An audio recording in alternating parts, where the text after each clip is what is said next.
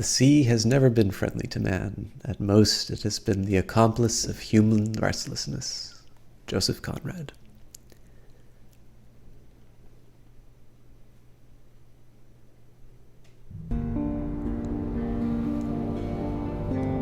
Good evening, everybody. I think the game might be a little loud for my needs, so we'll just roll that back a bit. As always, if the game to voice volume is a little bit off, please let me know, and we'll get things started. So, let's do a little bit of an introduction to this game. It usually doesn't require an introduction because a lot of people who really enjoy the game come in. It says I have 12 viewers right now. That is not right. That's more like it. Good old 0. But I thought more so for posterity, we talk a little bit about what this game is. If you come to the stream through the tweets, then you probably saw that I actually posted some material on this game and the people behind it. So maybe actually it's worth doing the credits here. This game is by a company called Fail Better, which had actually made a web-based game before doing this. As you can see here, Alexis Kennedy, who we tweeted out a little bit, is responsible for production, lead design, and lead writing. And then Paul Arendt is now the CEO of Fail Better. This is a very story-focused company, and I think that's really what I think got everybody's attention about this game. The last time that I streamed this, it was actually for their Kickstarter when they were making a sequel to Zunless Zeemann. So this game actually has two parts to it. There is Zunless Zeemann, which is the it's kind of probably the most the best known of this series. But then there's also the DLC which was released called Submariner. And I actually haven't played, I bought it sort of sight unseen, but I wanted to get my sea legs on Zunless Zeemann before I dived into the DLC, so I basically bought it and then didn't play it. Hey, Captain Zergy, good to see you. So why am I taking the time to talk about this? Well, what they did based on the success of Zunless Zeemann is they made Fund Better. Funding narrative game projects and interactive fiction. Update, Fund Better is currently closed. So they've already got sort of what they call their internship and incubation schemes, but I'll give you a quick read up about what they did here. We're adding a funding initiative for small narrative game projects. We're open-minded on the meaning of narrative and game. So this might include games with a strong linear storyline, choice-based narratives using Twine or similar technology, parser-based interactive fiction, strategy games where the choices have a storyful feel, card games where the story emerges from the mechanics, or a dozen other things that we haven't thought of.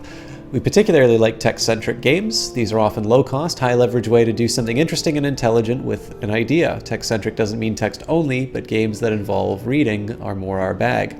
We're particularly interested to hear from women applicants, applicants of a Black or minority ethnic background, and applicants who are LGBTQIA+. Why are we doing this? We want to pay our luck forward. We also want to do well by doing good. There's no one best way to make a narrative game, and we expect to learn from our fundees. We have a distinct house style, but the more insights and perspectives that we have access to, the better. We've already benefited from and helped our NQBs and interns by sharing expertise and experience, and of course money's nice. We're generally looking to fund projects within the £2,000 to £20,000 range. We'll go considering higher for an exceptional project, especially if you can get match grant funding or Kickstarter funding. This is commercial funding, not a grant, so we're looking to fund projects that will make the funding back, although see below. The usual deal is we take 50% of the revenue for the project until we get back our initial investment. We take 20% of the revenue from then on. We get suitable credit and branding in the game. It's project-based investment, so if we never make back our initial investment, you're free to get on with your life. We will consider funding exceptionally interesting low-budget projects with no obvious revenue potential. We're a business, but we're serious about the importance of shared perspectives, and we want to help advance the craft. The bar for non-commercial projects is necessarily higher, but if you think you've got something extraordinary, give it a shot. interested, I'll leave you guys to follow the links that I posted online a little while ago, and then there's a description in terms of how the rules work. So this company made Fall in London first. As I said, it's the browser-based game. It is also available on Android and iOS. So if you're interested in that sort of thing, I think a lot of people sort of credit it as the first good browser-based game. And Zunless Zeemann sort of came out of that. Very interesting story. It's one that I think a lot of people like me doing because it gives me a chance to read a lot. And they went to Kickstarter, and they actually had quite a lot of luck on Kickstarter, as it turns out, and so it made sense, of course, to go for the sequel. Now, Alexis Kennedy has since left Fail Better. It was, I believe, on good terms. At least certainly the blog post seemed to suggest so. And he has gone out, reminds me of a browser-based game for Dragon Age Inquisition. Well, funny you should mention that, because he is currently writing for BioWare. The reason why we're doing this game right now is because he wrote the Horizon Signal DLC, which we were playing in Stellaris and would have been playing tonight, except I had some Stellaris trouble which I couldn't resolve by tonight.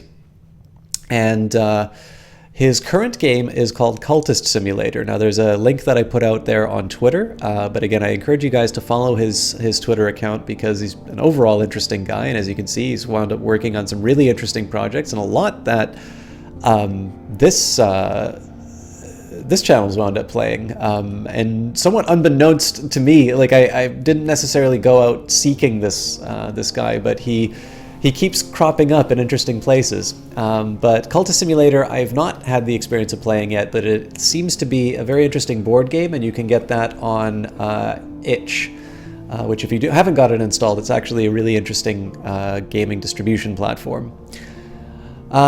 So that gives you a few things to look at. One, definitely check out Fail Better. Two, check out, I don't believe you can fund Sunless Skies anymore, but you can definitely take a look at what's going on there.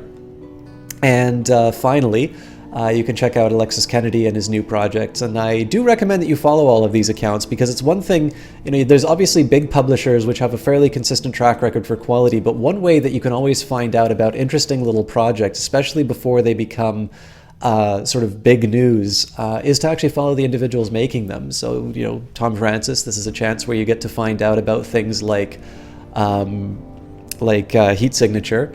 Alexis Kennedy's Twitter is how I found out about Cultist Simulator. And again, you can wait for these guys to make a high-profile project, and then you can go and check the back catalog, which is how I found out about Fall in London.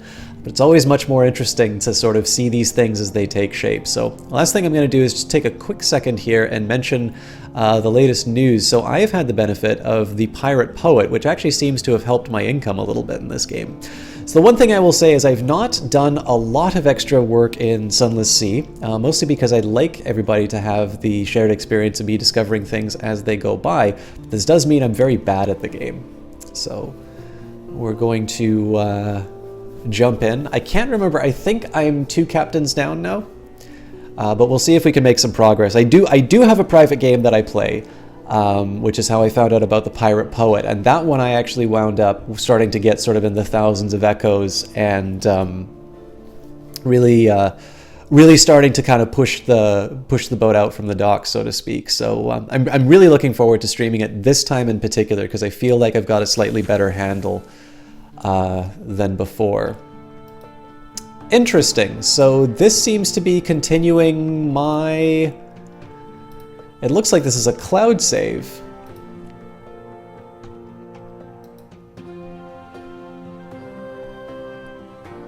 Huh. I thought we were going to be continuing on from the last time I streamed. So Horatio is a natural philosopher who wants to find his father's bones. So, what is this game? I believe this game is made in Unity. As the call for funding suggests, these guys make very text-heavy games, which is great for me. Hello, Johnny Big Time. How are you doing, my friend? Have you seen me play Zunless Zeemann before? And you've got a shout-out coming to you. I'm just going to take a minute while chat fills up, as is my way. So it's I don't think it's unfair to compare it to FTL in some respects. And did you enjoy this game, Johnny Big Time? It's by the guy who did the DLC for Stellaris that I'm ignoring right now. But not ignoring. I had some technical problems which I couldn't resolve. We'll hopefully be back next week for that. But again, lots of opportunities for reading. I'd actually say maybe a little more story-based, although while we're talking about interesting people to follow in game development, Tom Joubert was one of the writers on FTL, and he's currently working on Subnautica, which is one of the few survival games I actually really like playing. So, Fallen London, deep, dark, and marvelous. All voyages start here, and this is where successful voyages end. Hello, Rogusagi. How are you doing? So we're going to jump into My Father's Bones. Looks like I've already triggered the event on this, so do you have what your contact wants? In this case, I need to give her Scintillac, which is actually not that hard to find, all told. So we're going to... I think actually I am going to read this book again, one, because I could use a refresher, and two, I think this is not a bad way of introducing the game to people. So, hey, Pithram. The much-lamented Monsieur de Meaux found a watery grave long, long ago. Probably your end will be no better, but if you read this book of invaluable advice, your chances will improve. On endings and beginnings, captains often die. This is not the end. When you die, you'll learn lessons which will help you survive next time. Beware, the layout of the undersea changes with each new captain, but home waters are stable, and islands will only move so far. Hello, CO Inspector. Things are going well. Legacies. Future captains can inherit some skills, officers, equipment, and money. Over time, you'll find extra items and advantages that allow you to preserve greater inheritance. On exploration. Exploration is the heart of the game. Risk brings reward. Staying close to London is safe, but eventually you'll run out of fuel and supplies. Exploring and playing port stories will allow you to find secrets and echoes. Speak to your officers to spend secrets on improving your abilities. Spend echoes on equipment and ports. You can often find officers in London. On mercy. Unforgiving mode is how the game is meant to be played. One autosave, updated whenever you reach port, and wiped on death. If you're getting frustrated or want more leisurely exploration, you can switch to merciful mode. Merciful mode. Saving or loading manually will permanently switch your character into merciful mode. This will remove the Invictus token. Completing the game with the Invictus token intact is a badge of honor. Johnny Big Time, thank you very much for that host. On machines. Your prow lamp dispels darkness, reduces terrors, and allows you to find Z-marks. Your engines, of course, drive the ship forward into the night. Both your prow lamp and your engines use fuel. More powerful engines use more fuel, but all lamps use fuel at the same rate. Try not to run out of fuel. Note that the Admiralty will compensate you with fuel for port reports. On finding places to explore. Use your Z-Bat to scout. Technically, it's a chiropterscope. But we're among friends here. Z-Bat, press Z, or click the Z-Bat button at the bottom of the screen, and it'll tell you where the nearest undiscovered island is. Be warned, if you're moving, it will give less accurate directions. Pause to get the most accurate reading. I don't think that's pause the game. I think that's stop your ship. But on fighting. When your enemy is in the arc of your guns, you'll see the firing solution. The glow around your fire buttons increase. When it's complete, let them have it. You can fire early if you'd like, but you may miss. Larger ships may have access to different gun slots. A green glow means that your enemy is in the light. Enemy ships also have an arc on their guns. Try to stay out of their way. Enemy Z-beasts will generally try to ram or bite you, and they'll submerge between times to avoid your attacks. If you're careful and turn your lights off, you may also be able to sneak up behind them and get a shot in first. On stories. And again, there's quite a few more stories that seem to have been added since the last time I played this, so I'm really looking forward to this playthrough. When you put into a port, you generally explore and exhaust the story options until your next visit. If you have something awaits you, the something awaits you quality when at sea, you know that more story is waiting for you when you make port. It'll crop up whenever you're sailing around. If you see a flavor message like distant bells, that means you have something awaits. I'm really bad, by the way, at covering this logbook, so hopefully I can get a little bit better at that. On terror, only a few more to go. Terror increases gradually over time. While you're out to Z, away from land, watch the skull and you'll see orange or red pips. Terror will bump up if you spend much longer in the frightening place. Many events will increase it too. How do I reduce it? Use shore leave in London or in other ports, but London is the most cost-effective to reduce it. Lots and lots of other stories increase or reduce terror. On news stories. We'll add new stories to the game from time to time. And by the way, I mean, they're still adding stories to this game, it seems like. So this is a particularly cool thing about the game. Registering on Fallen London. You need to register for an account on our system to download stories. Coincidentally, this also gives you a login to our odd-rich cult browser game at www.fallenlondon.com, or you can follow the link that I tweeted out. You should definitely give it a try if you like the world of Zunless Sea, but it's 100% optional. And sell the book. I don't really need the 50 echo, but there we go. All right, I think we're just going to do this in order. So I'm starting off with a little bit more money and stats than you normally get at the start of the game. That's just because it's the cloud save from my previous one. So I'm going to make a deal with you guys. I am going to play this game on my own, but I will try to make sure that we are on a fresh save whenever I start the stream. And I'll try and fill you in on anything interesting that happened. So, a passenger. Fallen London. Deep, dark, and marvelous. All voyages start here, and this is where the successful voyages end. Maybe I did read that. Passenger. Someone in the docks wants to board your ship. Agree to carry the Gnomic Gallivant to the Cumaean Canal or the Iron and Misery Funging Station, or both. Now this is actually one thing I'll recommend to you guys. Do keep a notepad open. Because sometimes there will be a label that isn't quite as clear as you might think. So I'm just going to open one really quickly here. Cover up all my other information. By the way, guys, I'm getting a message here saying that I'm offline, but I believe that's lies and flim-flam. If I could get somebody to verify that I am in fact alive, though, I'd appreciate it. All right, Man Canal, Iron and Misery Funging Station. Okay, excellent. Thank you, guys. By the way, guys, I will take a quick minute here and shout out Johnny Big Time. He was playing Neo tonight. Absolutely outstanding caster. One of the most entertaining that I watch, probably in my top 3 of casters. He's a fantastic variety caster, and he does everything, right down to a fun game show on Mondays to just trying new and experimental stuff. He in fact did Chaos Reborn with me on cast, pretty much on a whim, which was a lot of fun. Neo's the worst game ever. So if you are looking for more people to follow, Johnny is one of the highest recommendations that I can give you. History is a horse who will prick it with their spurs, he cries to no one in particular. A drop of blood may be as precious as a ruby. Sounds like a highly advisable person to put on board. Welcome aboard. He puffs out his chest. Ruby studs gleam in the lamplight. I knew London had enterprising souls still left in it. I'm seeking truths, my lord, which I am told I may find at the Iron and Misery Funging Station and the Cumaean Canal. Ideally, I'd learn both, but I could settle for one. For at Port Cecil there will be a contest, and we will change the world with a game of chess. A king will fall. So, my lodgings now. I have slightly better lodgings now. Those were inherited by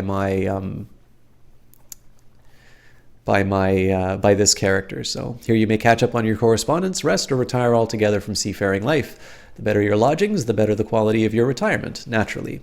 So here we will read the morning papers, the Unexpurgated Gazette, the magazine formerly known as the London Magazine, the Spiteful Trumpeter. News. The Echo Bazaar, that enigmatic marketplace, has increased its tax on love stories. The Traitor Empress has forbidden singing in the street outside her palace.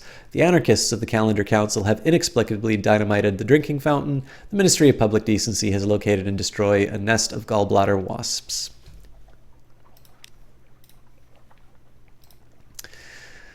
All right.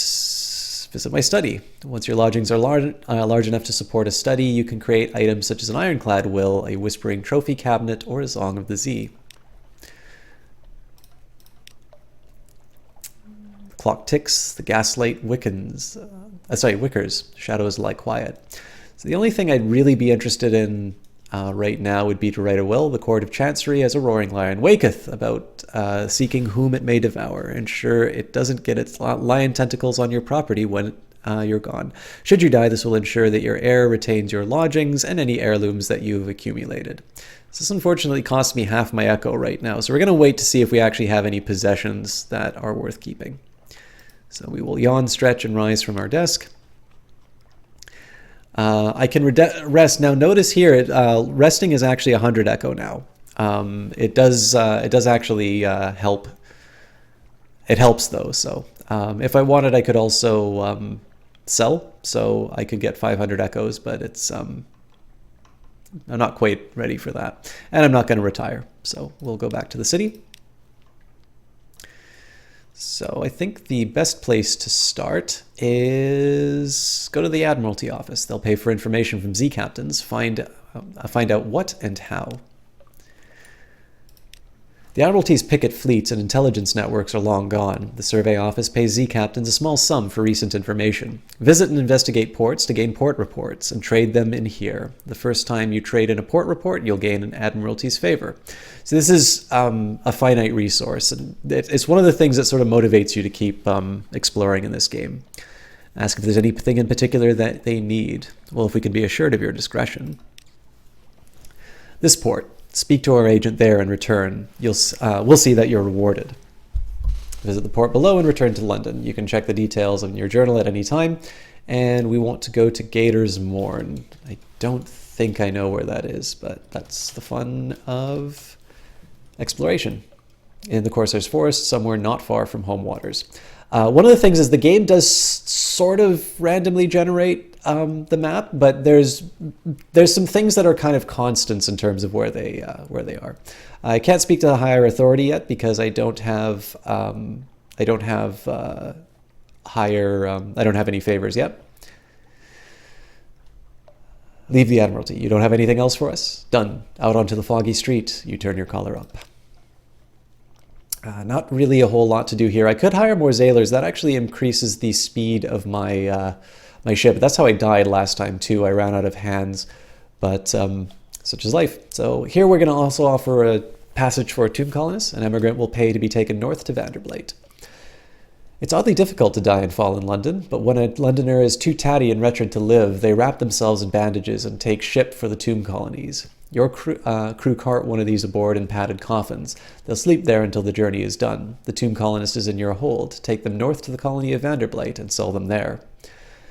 So I think one of the things I can say about the tomb colonist is it sort of seems to be the most logical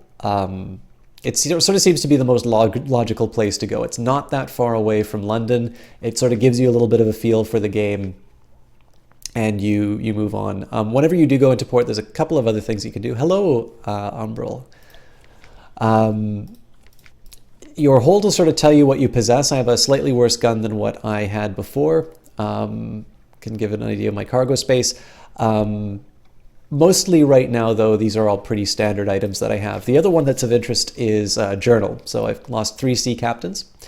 My memoirs, I have an elegant townhouse. Yeah, so this is just saying what I was before. My ambition is to find my father's bones. Of course, we already know that from here. These were the 2 missions that I got. This is the mission that I'm on for my father's bones. I need to bring Scintillac. Of course, this is nice because Port Cecil is also what my the Ruby writing guy needs. I think request for passage, this was the same thing. I don't know what almost safe is. And Under the Undersea just tells me that I have the DLC, but we won't actually be doing any of the submarine stuff until I know this game a little bit better. There's a bunch of stores here, but for now I'm just going to work with what I have, and we're going to head out to sea. So obviously this is a longer start, but I will say one of the big things about this game is the reading. So I never feel too bad about taking the time to talk about the environment and sort of how the game works.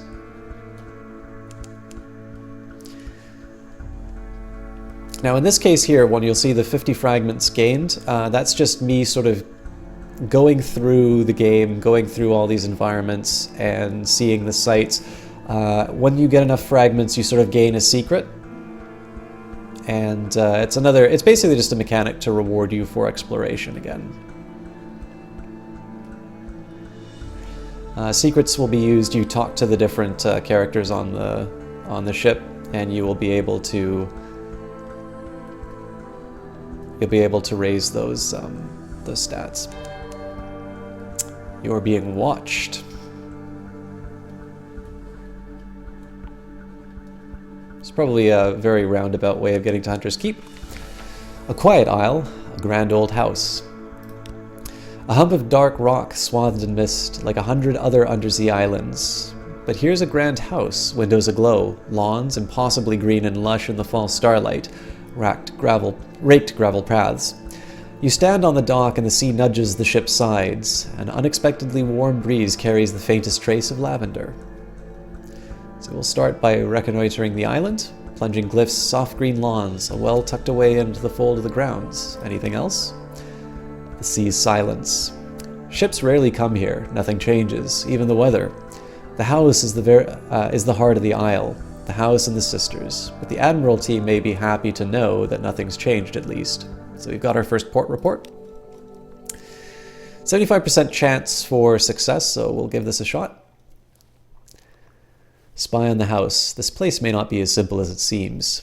Piano music drifts across the terrace. You peer through the half-open French window into a grand parlor, grand in size, if a little reduced in style by dust and neglect. A dark-haired, pale-skinned young woman bends earnestly over a piano keyboard. Another fair-haired, but unmistakably her sister, sprawls on the sofa with a book. A third sits by the fireplace, staring sorrowfully into the embers. Soon, she says, and the piano music falters and stops. We'll go hungry, and the end will come. For me, but not for you. The pianist raises her eyes from the keyboard. Hush! If we don't speak of it, she frowns. Has she seen you at the window? You withdraw.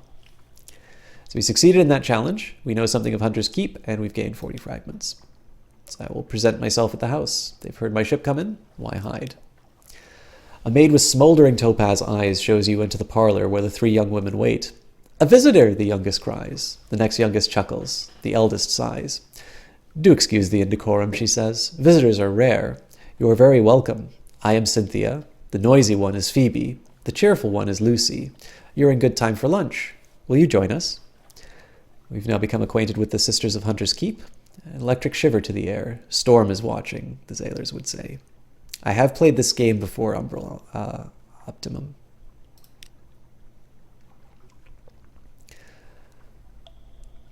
Right. So.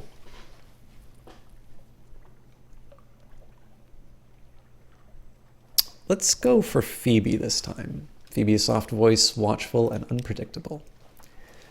Here's a story. Phoebe has a story to tell, of two lovers parted by water, of a raven that carried messages, of a fragment of the moon. She beats time on the table as she speaks, as if to a song only she can hear. The effect is hypnotic.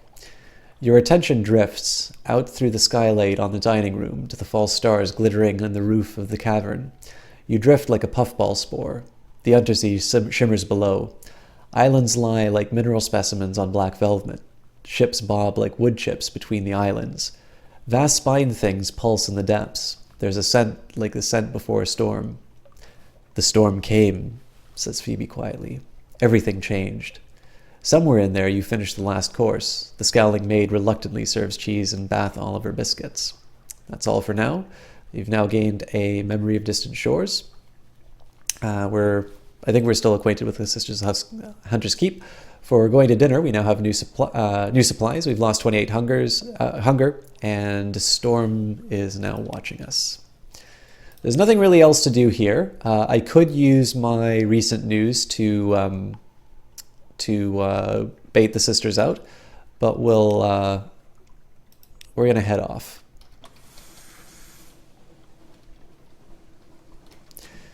One thing that I'm hoping might get changed in Sunless Skies is I noticed that just to get an idea of what I've explored, I tend to flip to the map a lot, and that sort of pauses the game. So it'd be nice if there was a system that was worked out so that oh,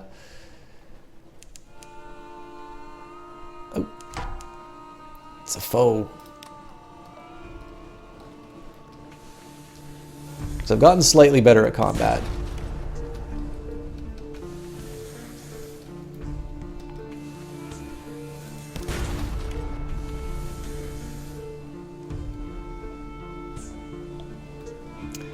The one thing I will say, fighting against ships is a lot easier than fighting against animals. You destroyed a pirate steam pinnacle. Sorry, is it pinnace? The ship is yours. What will you do with her? Loot and scuttle her. She's a vile old vessel, and the Z's aren't safe. Take what you can and move on. Lean pickings. These pinnaces don't sail far from their hidden harbors, but there's something in the back of the hold. You finished opening a cache of curiosities.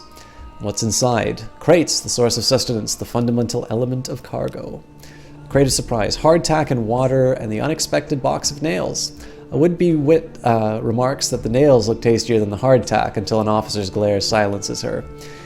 Finished opening the cache of curiosities and gained 3 supplies. So we actually we're a little bit shorter on fuel than supplies for a change.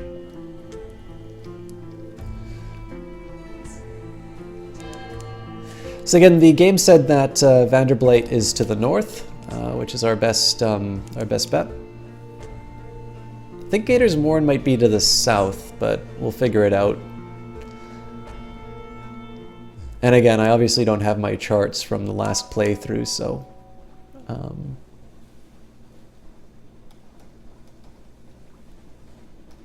Also gained a secret from the all the fragments that we got. I believe this should be Vanderblight up here, so... No, something going on there. I don't want to find out.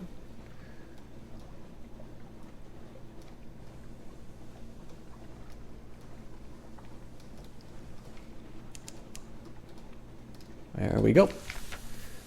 The trouble with tomb colonists. I really don't want to know that, Umbral. You've brought this decaying immigrant north. Now what? An absent friend. It is everything I imagined, he tells you breathlessly.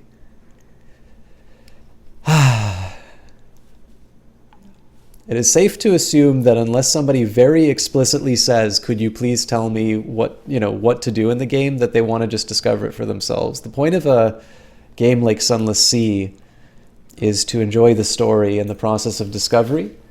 And one of the reasons why I don't play this game very often is that it's one of the games that I have the biggest trouble getting people to just come along for the ride with. So, but there's everyone missing. Please, bring her to me. A vague commission. She went off to Mangrove College. She needed to get out of London. But Vanderblight is just as safe as the college, and I'll wager she's bored of mud by now.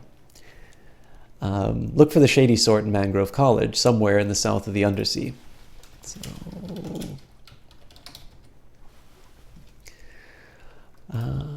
right. Tomb Colony of Vanderblight. On deck, you can hear the sound of it that 1,000 bandaged dead make as they shuffle and cough. It's something like the world's most restless concert audience or the world's most plague-ridden cathedral. So we've got a few options that are closed off to us. If you ever want to know what to do, you can just put your mouse over it. This actually carries through for Fallen London as well. But in this case, we are going to explore Vanderblight first. Here they favor candlelight over gaslight. The shadows are swagged like cobwebs. The tomb colonists stand still enough to be mistaken for sculpture until they laugh or cough. One building in 3 seems abandoned. Here, a sailor shouts. There's something nestled in the... nope, Umbral Optimum, because I think it should be the default that people don't tell people how to play games on the channel, and I'm really not interested in changing my stream to accommodate the preferences of people who misbehave themselves. It's a lot easier to just time people out.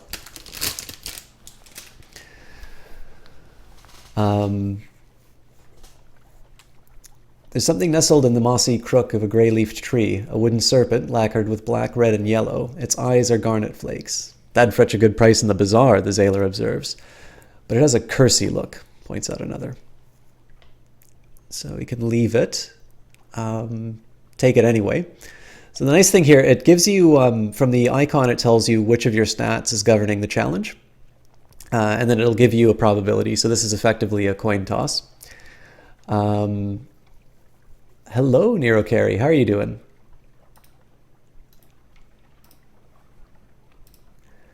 And the genial magician has use for it. So I actually need to hire him. Half share fair is fair. If she hadn't seen it, you'd have missed it entirely. So I definitely don't want to do that. Although I'm very interested that something that costs me more is a higher risk challenge. But I think I'm actually willing to do the coin toss. So we succeeded. You recognize it. It's an image of the Fisher King, a serpent thing that crawls beneath the skin of mirrors. They might be real and they might not, but why take chances? You order the confiscation of all mirrors until journey's end and explain that'll keep the ship safe. There's some grumbling from those sailors who like to trim their beards, but the measure reassures most of them. So we've succeeded in a page's challenge. We've gained 2 terror, so we're wary. We've gained an outlandish artifact, and we now have a memory of the Fisher King's footsteps.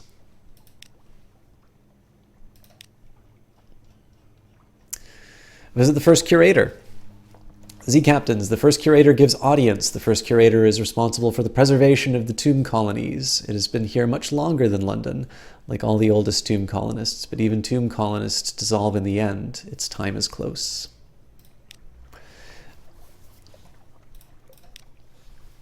No more light, the obsequious steward cautions you. The curator is terribly afraid of moths. He opens the door, and you step into near darkness. A pair of luminous lamplighter bees buzz in the latticed ivory tube. There is no other source of light. A banded shape, no larger than a child, lies crumpled on a couch. It lifts its head with obvious effort. It takes several seconds for you to distinguish its voice from the soft buzz of the bees. Listen to the whispered request. Sea Captain, Silkskin. Not much left of me. I will go into the Grand Sanatorium. Bring me colors. 7 colors. Pay well. 7 colors? Cosmogone, Irigo, Pelgan. Stewart has list. Find them here and there across the wide Black Sea. Ask about the Grand Sanatorium. One hears the name whispered here and there in the arcades of Vanderblight. Oh, Silkskin, you don't want to know. The chuckling becomes a cough. We don't die here below, not unless we go to sea. So we needed something else. Somewhere to end. Accept the commission. Thank you. This poor flesh thirsts for colors. No more words. It collapses, rustling back onto the couch. Even the effort of speaking seems to have diminished it a little. The audience is over. As the door opens, it shrinks from the finger of light that reaches across the floor. Outside, the obsequious steward nods. The book? Yes, the book.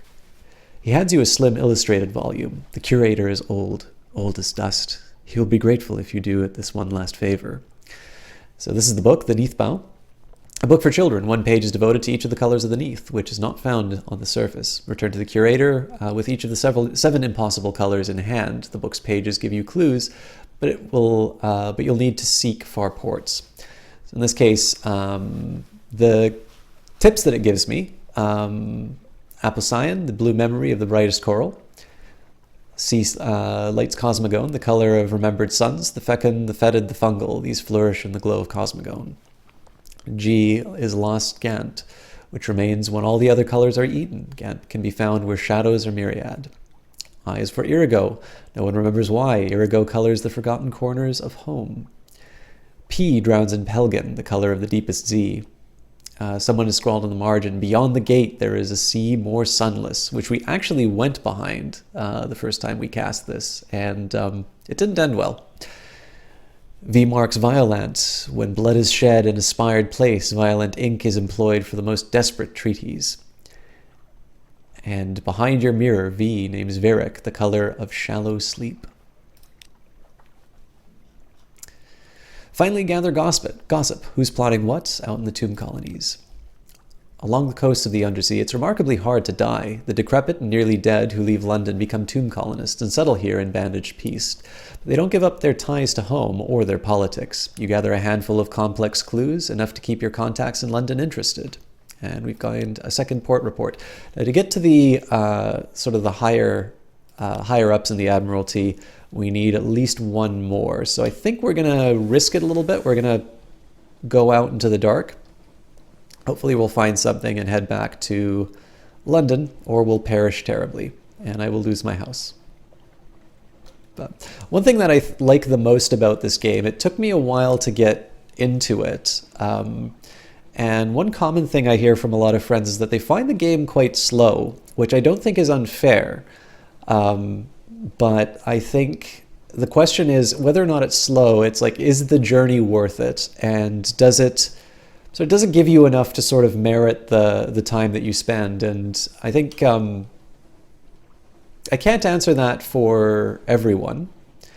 I think everybody kind of needs to come to this game on their own. But for me, the experience of discovery, Shepherd's Wash, the salty hinterland of London, home to hermits, nuns, and shadowy business. And we've discovered Flitterstone Isle. Good evening, folks. Turning on your phone while you get a new SSD on your laptop. Congratulations on your purchase, sir. I hope it serves you well. A Zailer is praying, and we've found Field Haven. So there should be a port somewhere around here, it feels. Oh yeah, just to the far right. And I bet we can turn off the light for... Oh, Jesus, I pushed the wrong button. All right, well, rip fuel.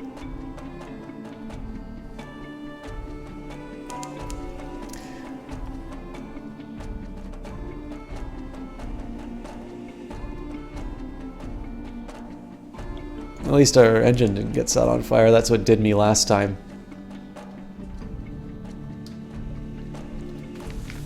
Shepherd Isles. Sheep, lichen, standing stones. Of course, as the bearded watchman tells you, there are no actual shepherds in Shepherd's Isles. Sheep are mostly illegal here. No, indeed, it's just the name of the gentleman that found the islands. Greybeard sitting in the village square nods solemnly. No sheep, one of them says. Plenty of tails. Ask us anything. Huh. Well, we'll first engage the officer. Let me guide your ship. I know all the Z, how it was, how it will be. Please, the headaches only stop when I'm working. The navigator is a first officer who increases mirrors and veils. So it'll cost me 50 echo, which I think is worth it. We'll assign him. I also forgot a very important thing, which is to speak to my officers. So speak to the plausible surgeon. Hello, my dear. Sit down carefully. Let me tidy away these implements. We don't want any carelessness now, do we? So I could increase my pages, which is actually not a bad trait to improve. This is sort of my ability to increase those fragments and as a result get more secrets. But before we do that, I'm going to ask his desires and ambitions. He's traveled much, seen all manner of wound and malady. But is there anything left for him to discover? Any places that he wishes to go? The Kelonate. You know it? They collect corpses. He shifts in his seat. Vast, noble, complicated corpses. What I could learn, what I could see. My dearest captain, if we ever find ourselves in the Kelonate, I do hope you might see fit to release me from our arrangement. The Kelonate can be found somewhere in the far east of the Undersea. So another note for me. Far east to lose my surgeon. So I think I'm going to use my secrets on the surgeon, but let's take a quick second and chat with my sigil-ridden navigator. Yes, now is good. Thank you. So I can invite him to dine with me. I won't do that, but I can use it to increase my mirrors. Now, mirrors is actually also not a bad trait. If you ever need to know, what they do, you just mouse over things. Most games do this now. Detection and perception, the higher your mirrors, the quicker you can find a solution in combat. So if you want to increase your damage, there's two. So there's iron, destroy, increases damage that your attacks do, but of course, most people are concerned about DPS, and of course this is affecting the S component. Also, if you are worried about whether or not you can actually make it in combat, Veils isn't bad because it makes you harder to detect. But anyways, I did say that I was going to increase my pages, and I intend to do just that. Personal attention. He likes to sit very close when he speaks, the plausible surgeon. He speaks of familiarity with diseases and hauntings as if he knew their first names, but chose not to disclose them out of courtesy and discretion. This makes some of his advice confusing, but you do learn intriguing details. I also have a second secret, so we're going to spend this one more time. And we'll leave it at that. So we'll continue on with the story. So we could do a picnic at the Standing Stones. The bearded villagers will sell you mutton stew and kefir, stone bottles of cold fresh spring water, and row you over to the stones. I don't think I have enough terror to merit that, so... Tales of the Standing Stones, Tales of the Three Graves, or Tales of Thornwell Croft. Start with Standing Stones and see if we can do anything else. Tales of the Standing Stones. The bearded villagers are happy to talk about the local sights. Well, sight. True as I stand here, there were sisters from the sisterhood over on the Abbey Rock. Came here hunting renegade, who served the god called Stone. Ran her to the ground here, and she called upon the god, and the god struck 'em all to pillars of rock. Stand close and quiet, you'll hear them weeping. So we've got a tale of terror, which increased our terror, and that's all for now. And that's closed our options in terms of any other stories, so... Neurocarry, I'm not going to say it isn't without its scares. It depends on how involved you get in material that you read. So this game isn't Amnesia or Outlast where you're going to have like jumps come out of you. But the idea here is that it crafts an environment of sort of mystery and sort of unsettling ideas. So I wouldn't say it's particularly scary, but it has a nice dark atmosphere. Compile a port report. Oh, yes, there's been going on. And a bleak light o' false stars. Servers roiling like a porridge pot, with a roar of steam and a flash of fire. 3 widows swimming. Tentacles! And then I saw His Highness. There is rather a lot of this material. Yeah, so Neurocarry, like, I don't find Stephen King that unsettling. So I would rank it a bit like that. All right. So I think now, especially with 4 fuel, it's not a bad idea. I should have actually maybe seen if I could have bought some fuel. But what we'll do is we'll kill our lights while we're in sort of the brighter areas, and we'll book it straight to London, and hopefully we'll have... we also have some supplies, so we can take our chances and maybe get some... Oops, I want to avoid the jellyfish if I can. Oh, there's also a port, so maybe we can buy some fuel there.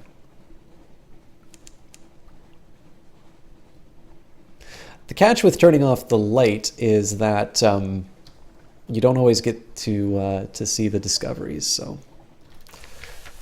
Abbey Rock. Here the Grim Sisters' lair. A black spit of an island, far from anywhere anyone would want to go, and that's how the Sisterhood likes it. Here stands their fortress covenant. There are bear traps that look friendlier than this. So we could trade supplies, but I don't really want to spend 20 echoes for the supplies. Actually, some Goosebump books were more scary than Stephen King. But yeah, well, I mean, it's just a matter of perspective, right? Like, you know, one of the things I'll say, I actually kind of find the concept of misery horrifying. But I didn't necessarily find the book or the movie like overwhelmingly disturbing or something like that. So, yeah. Compile a port report. It's unlikely to be eventful. As always, nothing is happening. The sisters watch us. We feel their eyes. The sea crashes on the rocks. Withdraws. The fortress stands stolid as the last year of a century. The greatest peril you risk here is a certain purpleness of prose. You have one new port report, Abbey Rock. So I could blow my news here, and we are going to actually make a beeline to London. So let's knock at the iron. Actually, first of all, we'll search the surroundings. Can't be the first to come here. A cache. You follow tracks into the sea cave. Someone has stored food, supplies, ammunition. Can't be the nuns. These crates have a Khanate look. The Admiralty will still want to know about this. So, hallelujah, we've got some fuel. Hello, CPO Williams. How are you doing? 5 supplies, strategic information, and torpedo components. Never use a torpedo in this game. We'll still knock at the iron-studded gates with news. Brief attention. The muscular prioress, the Abbey's lieutenant, comes to the door to listen. She nods and makes notes. She pays particular attention to news of marsh beast predations and the traffic of the rooftops. In return, she offers a rather perfunctory blessing, but the blessing reassures your crew. So we've lost 2 terror, but I'm not entirely sure that was worth the recent news, to be honest. And we wouldn't have been able to buy fuel anyway, but we're not as worried about that. So.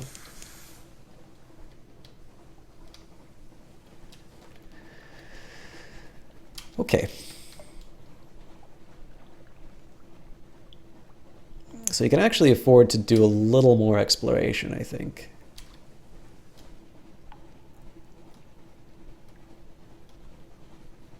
Doing good, just enjoying development of your Irish noble house. Yes, I saw your message on Discord there, CPO Williams. I didn't have a whole lot to add, but that was a fun little story.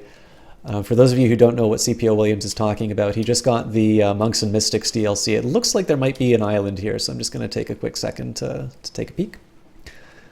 What I sometimes like to do is leave kind of big gaps in here, because I know that if I want to go to the Shepherd Isles, there's sort of, it's not exactly a straight line, but there's a credible path that allows me to sort of explore this. But I also don't like sort of turning down, I don't like turning down sort of obvious efforts. Dust echoes, even a sepia tint to the air. These are the waters around the tomb colonies, and no islands within the Z-Bat's range. All right, fair enough. We're not going to go back up, so we'll, again, just kind of go on a slight pleasure cruise. Anyway, so CPO Williams just recently got the Monks and Mystics DLC for Crusader Kings 2 and is enjoying a sojourn on Tutorial Island. We're back to Hunter's Keep, but we don't have the news anymore. So the air trembles, a breath of charge passes. Home waters, sailors dawdle at the rail, watching for the lights of London. How much cargo space do we have? 19 out of 40. Creeping tendrils of fungus, seaweed, unnameable flora. We enter the snares. All right, I think we're gonna do one more sort of. We're going to explore this one, then we'll double back to London, because we've definitely got enough fuel.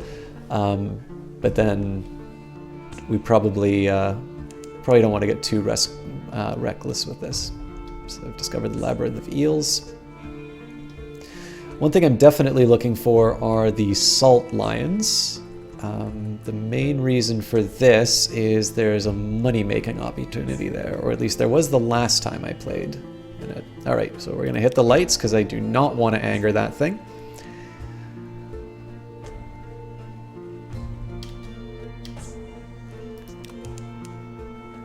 Fed the crew. Ooh. Found crab cake. We're going to get the island between us and that crab. I really wish it wasn't following me because I actually really like to find out what this thing is, but okay. Looks like we're safe. I definitely didn't want to have to blow my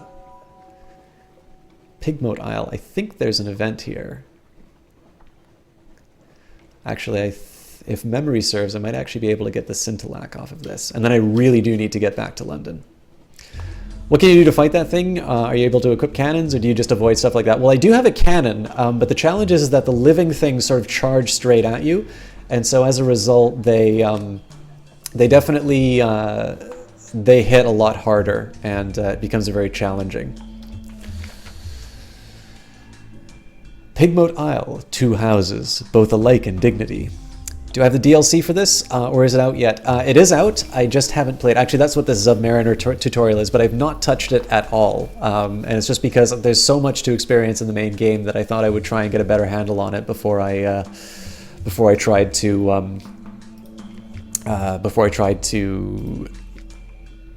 get into more of the content. On a lonely desert beach, there's no habitation in sight, no market, only an old rotting dock. The stretch of sand thickens into damp black earth from which sprout stunted palms? Not quite. Tall fungal grows with frond-like caps, as if someone had sculpted the idea of a tree from a mushroom. Disembark and see what awaits us. War? As you step onto the quay, you hear clamor, shouts, and shooting. You can see, off in the distance, smoke rising from beyond the hill and dots of fire flecking the horizon. Two tiny figures stand a little further down the quay, unmoving, as if awaiting your approach. The following is an extract from the popular diary of a Z captain, from London to Irem and what we did there before we arrived, washed ashore on Mutton Island, and subsequently serialized in the Unexpurgated Gazette. The author's identity remains unknown. A tale of Pigmote Isle, in which a delegation is made, a choice is presented, war is declared, a most singular treasure is sought by all, and a new empire is founded with tooth and claw. Chapter 1, The Delegation. The figures were rodents. To my left was a Rattus Faber, wearing goggles, a blacksmith's apron, and an assortment of tools. To my right, an unusually large guinea pig, wearing a helmet and a breastplate reminiscent of nothing so much as the High Middle Ages. The rat stepped forward first and bowed. "Welcome, Captain, to Ratstar Island. I am Edgar, second chief engineer of the 3rd Rat Brigade. I invite you to avail yourself of food and fuel at our expense. The only cost to you is a choice." The rat stepped back at precisely the same moment. With what appeared to be the ease of a long habit, the guinea pig scuttled forward and made a declamatory chirp. "Welcome, Captain, to the Isle of Cavia. I am Lady Augusta Devereux Swinch of the Blackwater Swinches, seneschal to our King Graysnaw, first of his name. I invite you to avail yourself of food and fuel at our expense. The only cost to you is a choice." The two stood at attention, looking at me expectantly. Two remarkable rodents sat, squatted, both seeking my support. I knew I had to choose carefully. I spoke to the chief engineer. His eyes had wave-cold glint in them and wore his scars like jewels. A rat in the making. I asked the chief engineer to elaborate. He looked at me for a long, measured moment before speaking gruffly. "We came to this island to make a home for ourselves, away from London, its cats and snuffers, its rat-skin suits. We came to live as citizens of our own republic. We came with our tools, our teeth, our clever hands, and we made a beautiful city by the light of the rat star that shone bright and blue on Mount Ararat." The chief engineer nodded towards the distant hill. "One day we braved the depths of the chicken woods, and from the top of Mount Ararat we plucked the rat star to be our light, our beacon. But the pigs of Cavi saw the light, and they lusted for it. They sent armies to rule us and steal our star. We shall not permit them to take what is ours. We will resist to our last breath. Will you join us in defeating them?" I spoke to the seneschal. How did an armored guinea pig manage to look regal? A night out of habit. The seneschal cleared her throat with delicacy to rival the Duchess's own before speaking. "Graysnaw the king, our lord and sovereign, full 7 months had sojourned on the sea, conquered this land and won the southern main. Now no fortress against him shall remain, no city walls be left for him to gain, save the rats that squeak behind mountain. Unlikely was the lamb of our deliverance. Assured shall be our glories and their fall, when our lady's eye restored be to our hall." The seneschal composed herself and then added, "We saw truth and beauty by the light of Our Lady's eye on Mount Caveat, but the rats with their guns and chatter and peasants' politics stole it from us. We will subjugate them and take it back. They are a rabble, and we will rule them with the steel-shod velvet of our paws. Will you join us?"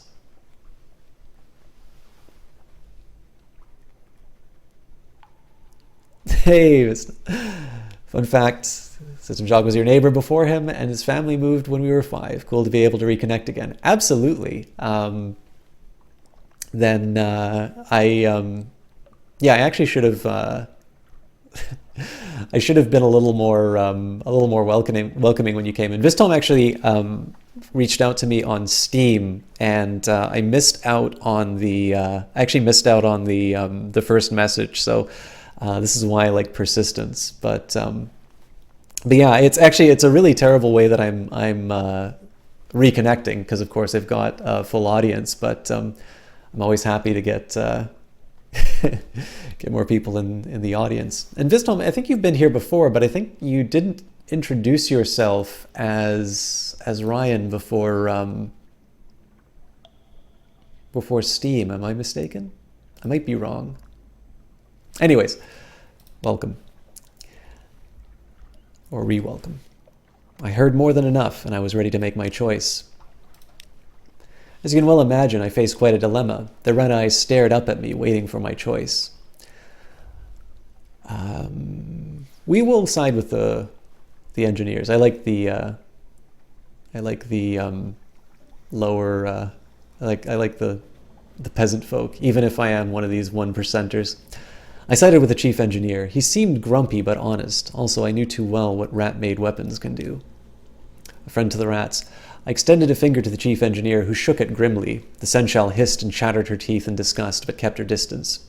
You made the right choice, said the chief engineer. Let me show you around. You've gained another fuel. You've gained 1 supplies, currents, memoirs, a rat in the making quality is now 1. We chose to help the rats. The chief engineer led me to the northern side of the island, skirting the chicken woods. We passed through a number of what can only be termed checkpoints, as fierce-eyed rats shouldered their darings and saluted the chief engineer. Soon we came upon a small colony, smaller than some of the infestations I had encountered in London flats. Perhaps only 50 Ratus Faber altogether, working diligently to fortify their side of the island. The first thing I noticed was a brilliant light beaming out from a stump of chicken wood about 6 feet high. It bathed the whole settlement in a clean blue glow, and it was almost too bright to look at. By its light, I could see several raised mounds of earth, suggesting shallow tunnels. That'll make sense, Vistholm.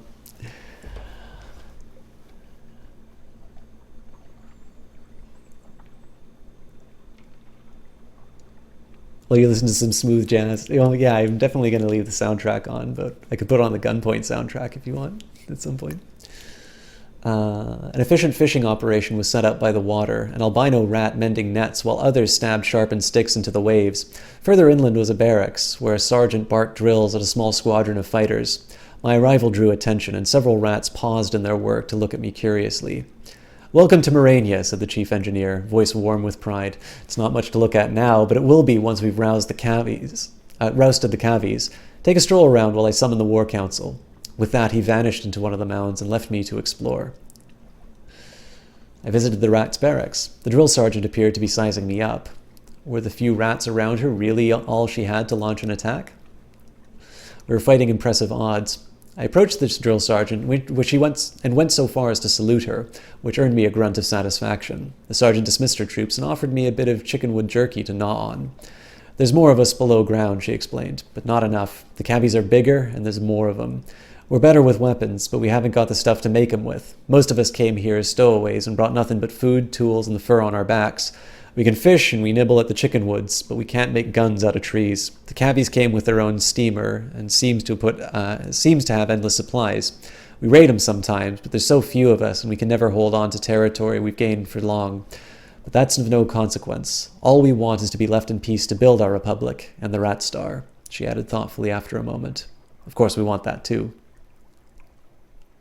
Absolutely. Well, one of the things that I like about this game, again, there's a challenge because this is one of the games that I have some of the bigger problems of backseating with. But the thing that's nice about this is that the game, its focus is on the narrative. And we started off by talking about Fail Better's sort of the support that they have for some smaller game projects, which are narrative focused.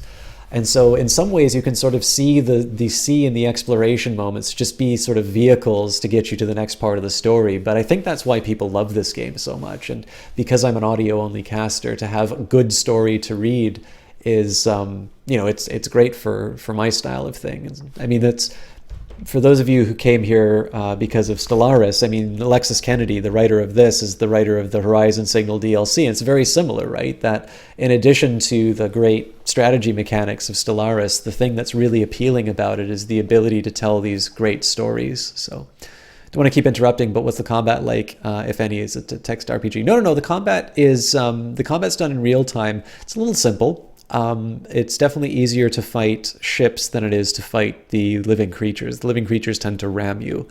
Yeah, this is a game. This game is more than just a text-based adventure. But I will say the game knows its strength. The strength is in its writing, and so the focus will always be on that.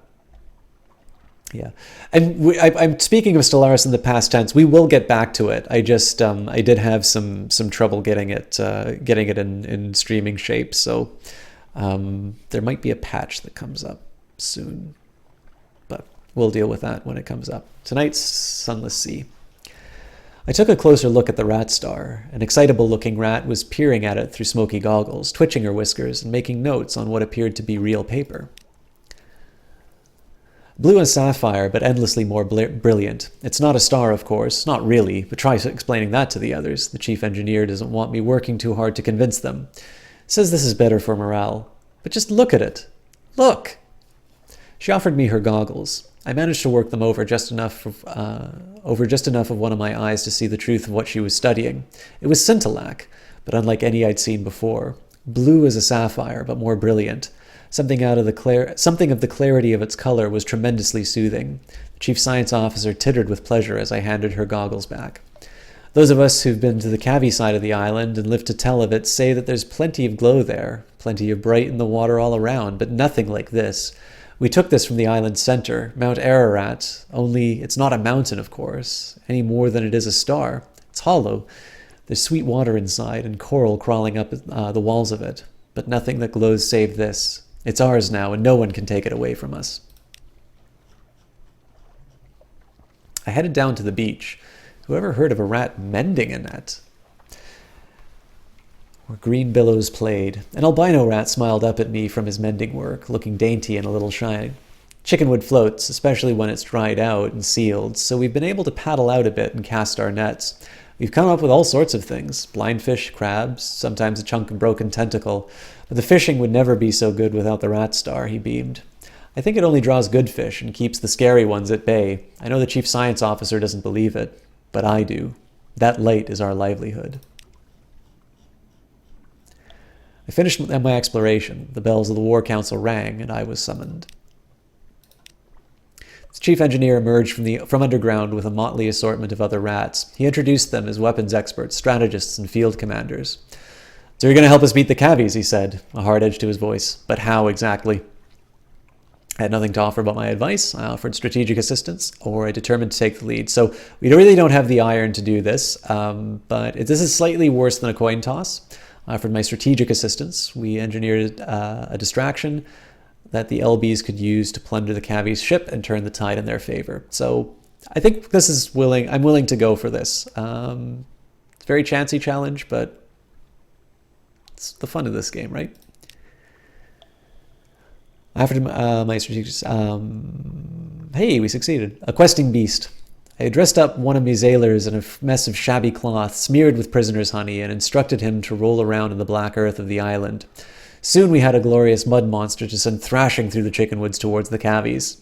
The distraction worked perfectly. The Cavis diverted their force towards our makeshift beast, leaving the rats with little opposition as they plundered the grounded ship. They returned triumphant, as did my sailor, laughing, having led the Cavis in a merry chase. Within a few hours, the rats' diligence had resulted in the building of a remarkable cache of weapons, with which they successfully routed the enemy. The rats, ever egalitarian, shared their spoils in addition to the promised food and fuel. So we succeeded. Hail Mauritania. An occurrence, your Pygmont Isle might quality is now 4, vulnerable. An occurrence, your Pygmont Isle civilization quality is now 5, unexceptional. An occurrence, your Pygmont Isle spirit quality is 3, conflicted. We've got 4 bales of parabola linen, 1 scintillac, which we'll be able to take back to London, and we've gained 10 fuel, so actually that's probably more of a reason to keep exploring, to be honest. The House of Cavi had fallen. Mauritania was triumphant. All that remained were the celebrations and the continuation of our voyage. Oh, how we feasted long into the night. And then... let's see... I invited one of the Rattus Faber to join us. After all, what's a ship without a few rats? Welcome aboard. The chief engineer couldn't leave his colony, but he relayed my request to his people. The albino rat I saw mending the nets shyly stepped forward. I'm good at fixing things, he said earnestly, and I'd like to see more of the world. I waited for him to gather up some effects and say goodbye to his family before accompanying him on board. Got an albino tinkerer, And we've lost one civilization. Unfortunate. Let's just take a quick look at what... Oh, I can't go to the officers yet, so... I interceded on behalf of the Cavies. They were crushed and defeated, and I could see their spirits broken without the light of the Rat Star to guide them. They needed an advocate.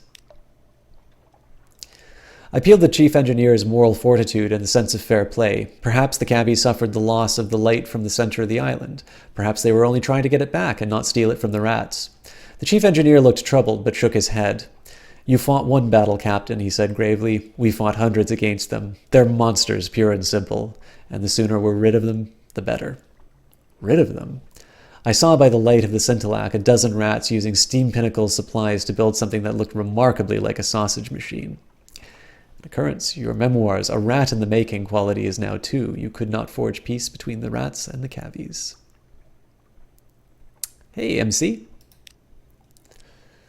All right, well, I don't want to enjoy the sausage, so the wide dark sea beckoned. We had eaten our fill and our business was concluded. It was time to continue our voyage and see what other wonders and terrors awaited us. The end. There, you finish your diary entry, and the final dregs of the rat's surprisingly good wine. They line up to salute you as you leave the victory banquet, escorting you to your ship through the foundations of their new republic. You've gained a port report on Pigmote Isle. That's all. Our hunger is gone. And a new nation has been founded. Oh, looks like we actually have some more options here. So I'm going to take a second here for the albino tinkerer. So I get 1 heart for my comatose ferret or 2 for the albino tinkerer. And I actually really like veils. So we're going to drop the healing. Also, let's just, I will use my secret to increase my pages again. Oops. Let's go back to the...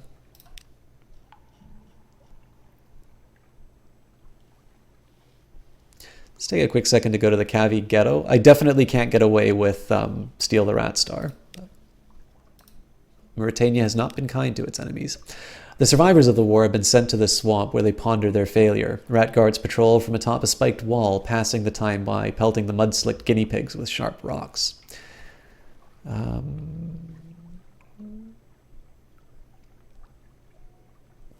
don't really have the supplies to smuggle food into the ghetto.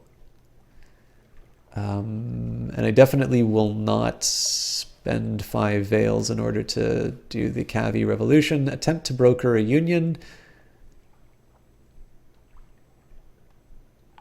30% chance. Success will boost spirit. Failure will reduce it. Well, you know what?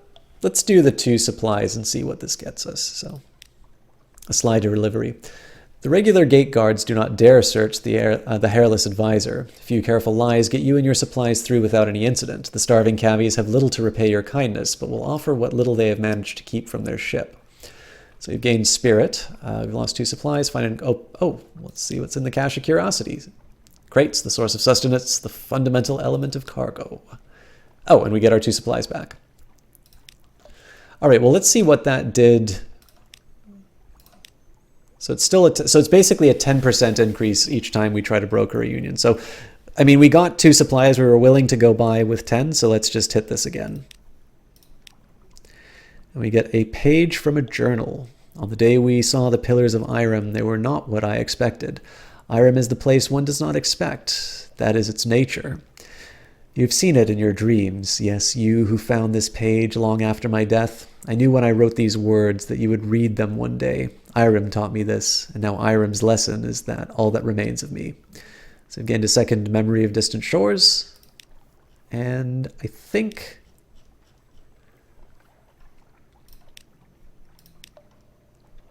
Yeah, 50% is not what I would want to give up. So I think we're going to call it for Pigmote Isle.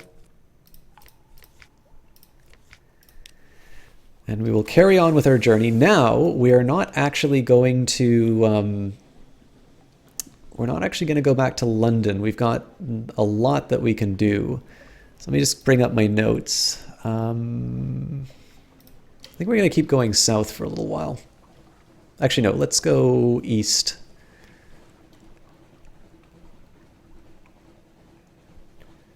And then we can kind of take a... I'm thinking maybe like a loop like this, just to keep exploring.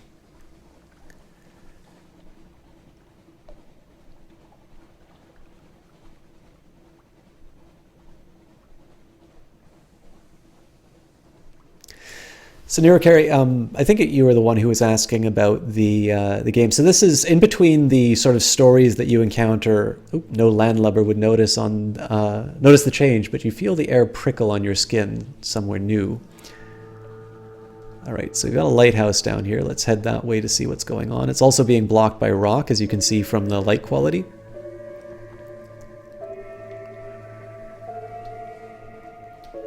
So basically, this is what takes you between these stories, which is a nice little mechanic. And again, there's combat, distant bells.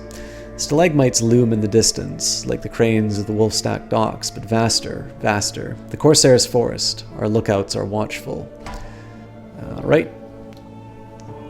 More fighting. Nope, it doesn't see me yet, so we're going to try and get some advantage. This is not so good. All right. Definitely knows where I am. Bad luck for me.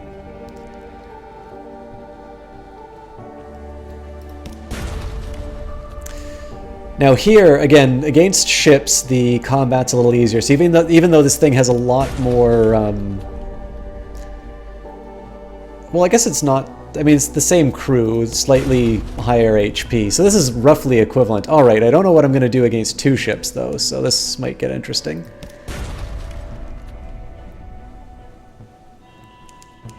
Laughter from the foredeck. But basically, this is kind of how combat, at least against ships, winds up working. So I kind of want to be careful of their broadsides, but we'll be ending one of these ships soon. There we go. Loot and scuttle her. She's a vile old vessel, and the Z's aren't safe. Take what you can and move on. Spider silk. You can find spider silk in London, of course. There are troubles with the sorrow spider there are troubles with the sorrow spider infestation, like anywhere in the Neath. But for the real quality, you need to go east to the Khanate, or to the fang-bristling fastness of Saviour's Rocks. So we now have a bolt of spider silk and another fight. So again, here we're going to try and keep behind this thing, although it's faster than me and it has more HP. So we might wind up taking a bit of damage. But again, the preference here is to try and fight individual ships if we can, and avoid the monsters just because they are a little more... I haven't found a good way to avoid the damage from the monsters yet.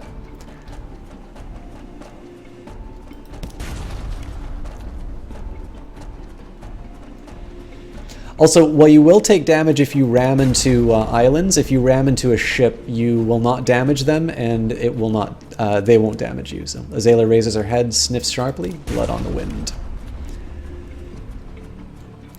There are also upgrades you can make to your ship in terms of things like speed, or even just outright getting a better ship. But those are not really options for me right now. So we're going to slow down a bit, just because we're right on this thing's tail.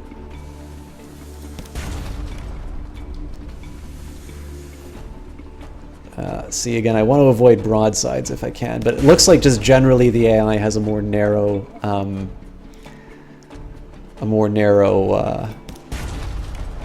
field of view than I do, which is good news for me. We are wasting some fuel on this, but again, the fights get us some goodies, so I'm not tremendously upset about that. There we go. You destroy the cracked pipe frigate. The ship is yours. What will you do with her? Loot and scuttle her. She's a vile old vessel. The Z's aren't safe, and take what you can and move on. So we gain new supplies, fuel, open the cache of curiosities, excuse me, and hardtack and water, an unexpected box of nails, a would-be wit. Remarks that the nails look tastier than the hardtack until an officer's glare silences her. And we've gained 4 supplies, so we are really doing okay as far as supplies are concerned. I don't think I've had a better start. We still haven't gone back to London, actually, so this is a very very healthy start indeed. I don't think I saw a port on the pillar. Maybe there'll be a port here.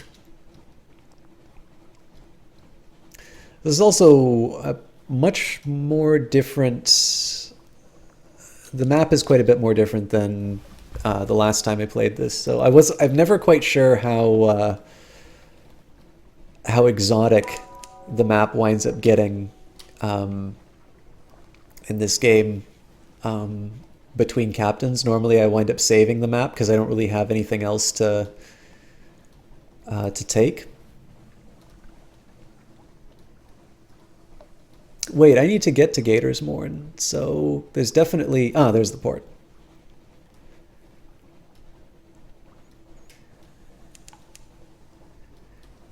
Distant bells.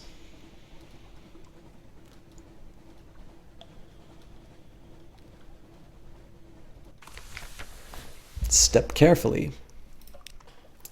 Gatorsmorn. The Morn is a stalagmite, vast as a crag, and its foot has no safe harbors. The Corsair's citadel nestles halfway up. An intricate system of winches takes the strain, and your ship rises slowly from the Zee. Her hull creaks in protest. Grizzled sailors groan and cling to the stanchions. Higher, higher. Now the undersea shimmers like a glass below. Children clamoring in crevices cheer and wave alarmingly. The winch motor slows, and you hang in a cradle next to the red-bowed pirate cutter. Or a red-bowed pirate cutter. All right. Let's explore... Hang on. I think we had an Admiralty.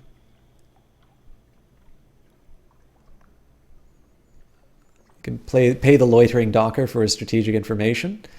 For 5 Echo, Admiralty sent me. Price has gone up. It's not safe here. You'll pay the difference, won't you?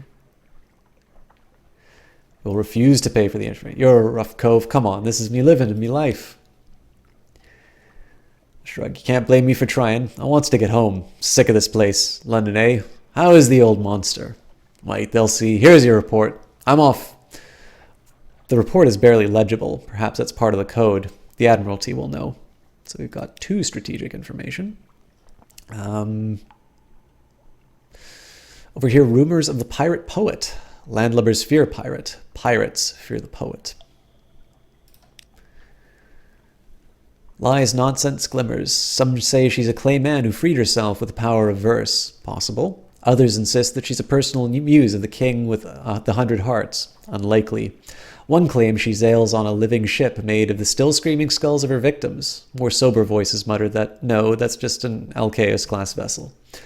Whatever the truths, few have fought her and survived to tell the tale. Only the bravest of captains risk the lonely parts of the Zee where her flag is said to fly.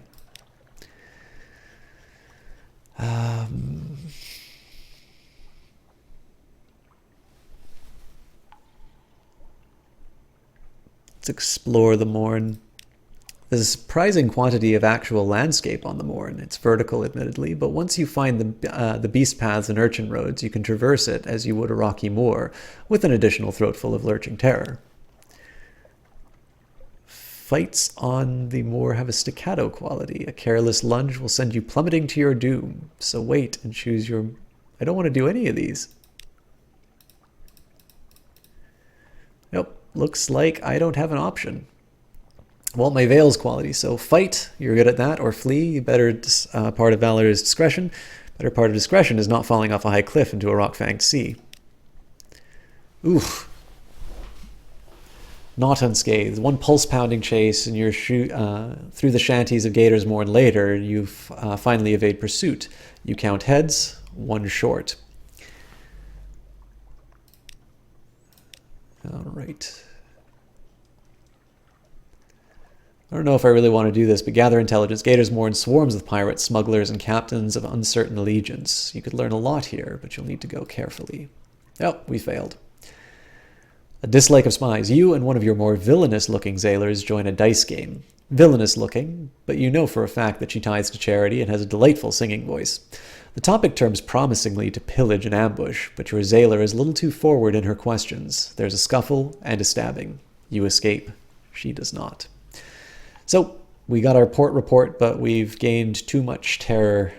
So, pretty expensive trip, and our ship will actually be slower as a result of this, but can't be helped. All right. I think we're going to go look for at least one more... Vistolm, thank you very much for that follow. I think we're going to do one more push out to the... Crawling stars. The lookout shouts, far above the false stars in the cabin roof. Sorry. Far above, the false stars in the cabin roof are shifting, a rare and ominous event. What now? Say eyes on the deck, forbid them to look. You can't really stop them, but you can at least discourage discussion. They won't like it, but it's safer. Or record the change and assign a name. If the new shape seems well-omened, your crew may be cheered. Who knows? It's 50-50 chance, so we were unlucky. 3 of the false stars wink out altogether, as suddenly as closed eyes. The pattern that remains is as hopeless and meaningless as cast dice. Somewhere, Zayler begins to sob. You're unlucky, and our terror is even higher. So here's a question for you guys. I know we're dying a little bit in terms of viewership, but I'm okay with that because this is a fun game, and hopefully this is at least entertaining for the majority of you. Is this the Salt Lion? I don't think so, but no.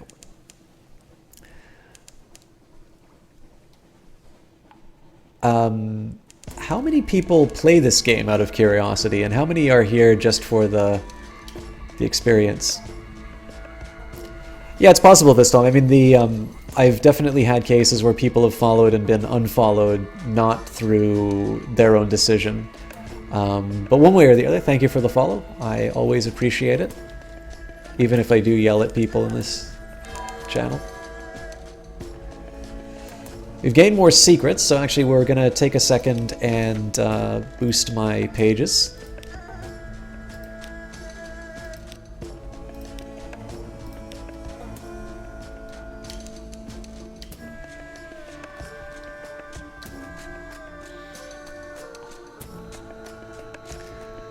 I wonder if these guys will attack me. Yep.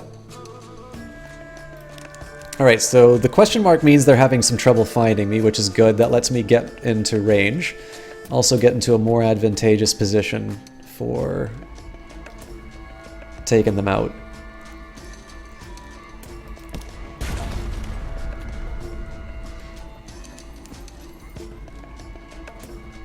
SimCity's good. Actually, there's a SimCity style game that eventually I want to play on stream, but we'll see how that goes. I'm not going to say what. There's actually 2. There's a classic one and there's a modern one. I think most people know what the modern one is, but... Oh, there's also an event in the bottom right-hand corner.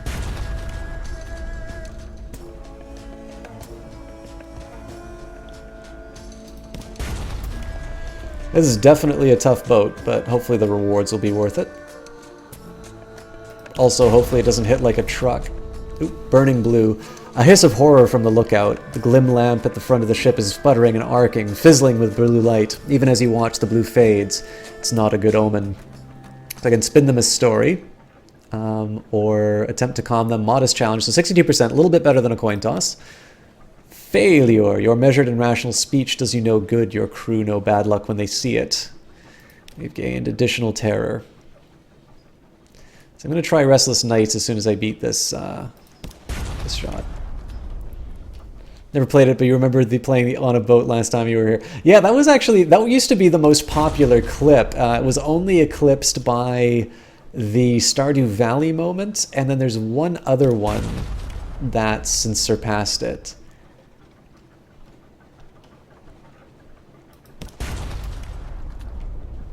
Oh wait, this is bad. Oh, thank God. Oh no. I gotta make a decision. Oh, thank God. Okay, so it missed its shot, but yeah, I'm screwing up the fight now.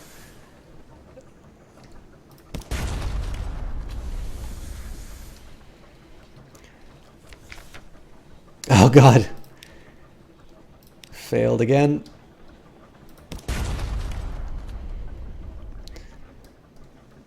I've never had the terror go up this high, actually, so this might get interesting.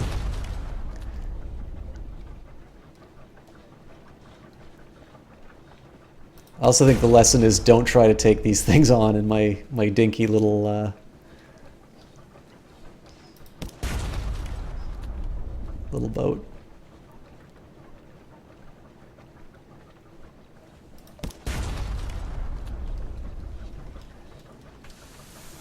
Uh-oh. There we go. You've destroyed a war trimaran. Shattered listing. Seize what you can. Seize and loot her. Take what you can. Imprison or cut down any Conagans that remain. You definitely can buy other boats, Nero Carry. What's in the hold? See what remains. You've won no favor with the Khanate here today. Take whatever you can. You have the whites and golds are watching. Interesting. So we shouldn't do this too many more times. An intriguingly lumpy sack. It's probably not a sack full of skulls. Souls. A sad little chain of bottled souls. It's hard to be sure if souls have eyes, but when these ones emerge from the sack into the light, they turn their blinding, questing faces towards you in what seems like excitement, and then all at once relax. Disappointed or relieved? So you've gained a crate of human souls. Alright, so let's see what's going on Khan's shadow. Some sort of beetle has invaded your morsel on the ship's biscuit. It waggles its antenna impertinently. Alright, restless nights. In the watches of the night, you pad softly past the hatch to the crew quarters. A man cries out softly in his sleep, desperately. Another. So I can ignore them. The captain can't be seen to take these things too seriously or inquire about their dreams the next morning. What did they see? Tough challenge, only 37% chance, but let's go for it. Failed! Eyes in a face, the whole Neath lit up like a snuffer mask. There's something in the roof, Captain. It's the roof, it's watching us. Eyes in a face! Eyes in a face! You have him subdued. No discipline this time, but you require your first officer to keep an eye on him.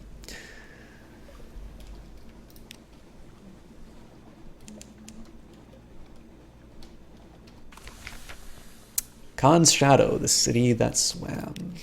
Long ago, the Khanate turned its back on its warrior traditions. It has no place for pirates and the would-be nomads. So here in the shadow, the exiles make their home amid 100 wrecked, grounded, decommissioned ships. It looks like we don't have any options here, so instead we will just compile a port report. Conniving, debauching, speechifying, drinking, singing, speeching, poeting, now and then a drunken duel. Very occasionally, a savage ritual murder. Looks like that's all we can do at Khan's Shadow. There are some things that we can buy, or we could also sell. Excuse me.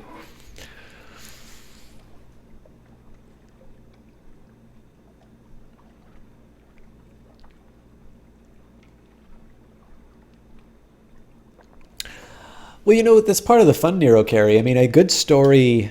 So think about Indiana Jones, right? This is arguably one of the best candidates for, you know, just rip-roaring adventure. Actually, a lot of things with Harrison Ford. So think about the number of times that highly entertaining moments of stories come as a result of failure. So I'm actually going to give you a Star Wars example first, because apparently tomorrow everybody likes to talk with a lisp. But remember that great scene in Star Wars where Han Solo, the promised sea, all through this place, the song of the Drownies lies shivering sweet across the wind. Let's see what the bat says. False stars above are feral amber, like tiger's eyes. Stamford's expanse. Ooh. Name for one who lost his child to cats. Okay, flourishing of years.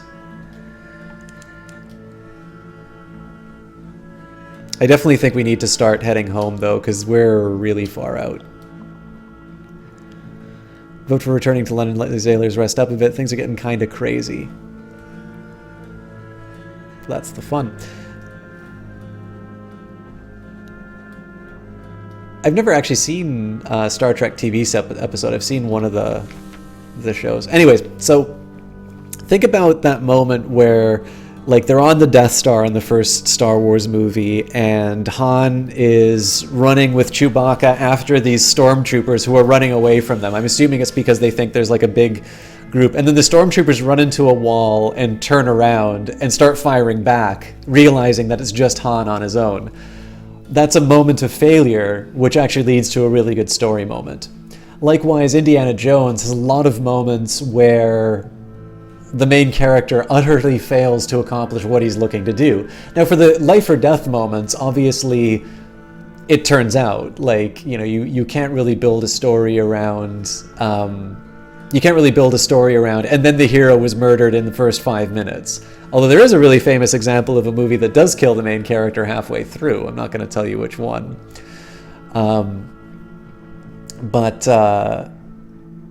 Yeah, I mean, that's the sign of a good story, if you can make the story still interesting, even when there's failure. Because I think in the end, people don't like winning all the time. It's why so many games can get away with doing multiplayer only now.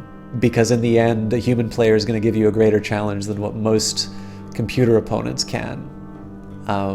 And sort of I mean, if you think about it right, a lot of well-designed games, half the people always lose. So, hide your face, hide all your faces. This is the port of Visage, where faces may not be naked, except one, a stone monument the size of a village church, serenely gazing upwards, flourishing of years. Create a port report. You can at least interview those who are leaving. Departing merchant gives you a confused account of crocodiles and honey cakes and something about ear blockage? To this you add your own impressions about the street layout close to the port and the types of commerce here. When the lights are especially bright, it is possible to make out the details of the profile that is the great stone face. Alright, we'll go ashore. Once you set foot on Visage, you may be here for a little while. Terms. All those who enter must play their parts. The sign is visible only after you've crossed the threshold. On the lower slopes, stone buildings, flat roofs, archways. In the architecture, there lingers a memory of lotus and palm frond. The hill above is a face, forever looking up at the ceiling of the undersea. No one inhabits its cheeks or the hollows of its eyes. Check in with the customs house. One may not wander Visage at will. Changing room. All visitors must pass one by one through a room guarded by a person in the mask of a moon moth. Masks in an assortment of shapes and colors await. Ask the significance of the masks. Maybe there's more to it than a question of aesthetic taste. Assorted pestilences. Moonmoth explains, each mask declares a different intention towards the denizens of Visage, and must be accompanied by suitable behavior. The frog is for visitors who, though perhaps clumsy and unfamiliar with local etiquette, have come here to observe local ways and make uncouth comments about them. The locust is for those who would seek to profit in Visage, and who would carry away as many goods as possible. You prompt about Bat. Moonmoth hesitates. Bat is an ill-omened visitor, sent as a messenger or a spy. Bat always dies. So we'll choose the locust mask. Hunger for all things. Moonmoth settles the locust mask over your head. The eye holes are covered with a thin gold film through which valuable objects gleam more brightly. May you find a happy harvest, says Moonmoth. Then, when you've partly turned away, it double knots and ties on its purse, as though you were likely to pick its pockets. Doesn't it know you can see it?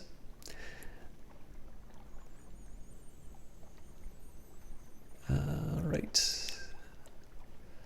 On the lower slopes, the stone buildings, flat roofs, archways. In the architecture, there lingers a memory... Oh, sorry, we already did this. So we can visit the Library of Parts. It's so called because all the books are fragmentary, perhaps, or the Moonmoth speaks as though you should already know what the Flood Court is. Let's go to the Library of Parts. Stoop at the lintel, enter the dark. A room of heavy stone, guarded by a golden statue of a woman with outstretched arms. The scroll niches sorted to correspond to a variety of masks, the jackal and the lioness, the crocodile and the dung beetle. A woman in the mask of a lotus blossom is standing at the lectern, reading in silence. Moonmoth stands to one side as your escort and tour guide.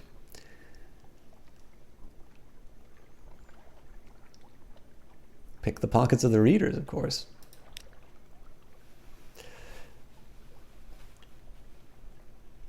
Successful if not wealthy. You dip your fingers into a crocodile's purse and acquire a few coppers from a heron. The coins here are no more than tiny copper chips, each stamped with an eye sigil. The exchange rate must be thousands of these to the echo, hardly worth taking home. But as you've acted as a locust is meant to ask anyhow. There are no scrolls for locusts in the Library of Parts. Let's visit the Flood Court.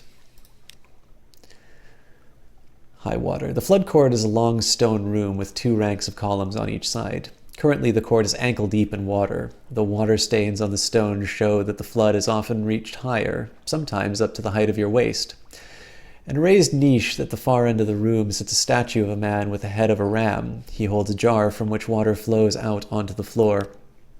Moonmoth stands to one side as your escort and tour guide. So gather coin from the flood court floor or study the calendars drawn on the road. Well, I mean, we have to keep acting in accordance, but 30% chance of success. I don't... Oh, and you know what? It locks everything anyway, so... Take. You wade into the water and begin gathering coins. People watch you from behind their masks. Moonmoth looks uncertain. You're playing the role of Locust flawlessly, but these are sacred. You hesitate for just a moment. Your will wavering, and that's enough. The others rush you and drive you out. But you are not made to leave the city at any rate. So, end my performance and leave the island. You say farewell to the Moonmoth. It makes gestures you now recognize as agitation. Perhaps there was some other plan for you here, but no one consulted you about it. You have other things to attend to. Your last sight of visage, the moth smoothing the folds from your robe and hanging your mask on a peg for the next visitor. I think we're going to go as Frog next time I do this. So. We're going to go back to London. I kind of want to go to Khan's Glory, though, so we're going to take a roundabout way back to London. Assuming I can afford the fuel, which I think I can. And I'm going to try and avoid the combat if I can. I'm not too worried about this if it becomes... Yep, it does. Oh wait, this might be the clay or the poet pirate. So, ooh, they're good at maneuvering. So this will get interesting. Oy. All right, only 4 damage, so we're okay.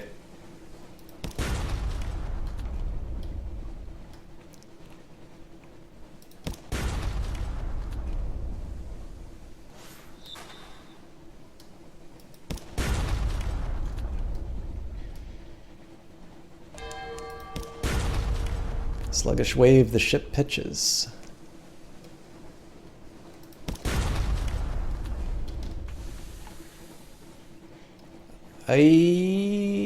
Get out of there. Ow. Okay, 5 damage isn't the end of the world. The bigger worry that I have is just the fact that it's well crewed. And it has a lot of HP, so it has a maneuverability advantage over me, meaning that it's going to find its firing solutions a little bit faster. Oh, got lucky there. And then...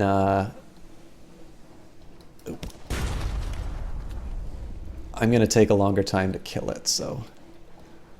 Definitely going to be hiring some crew when I get back to London.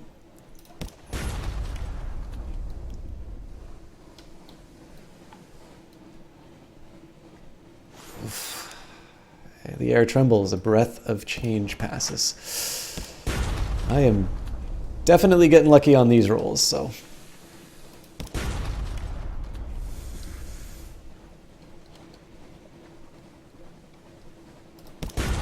Yeah, just one more, so...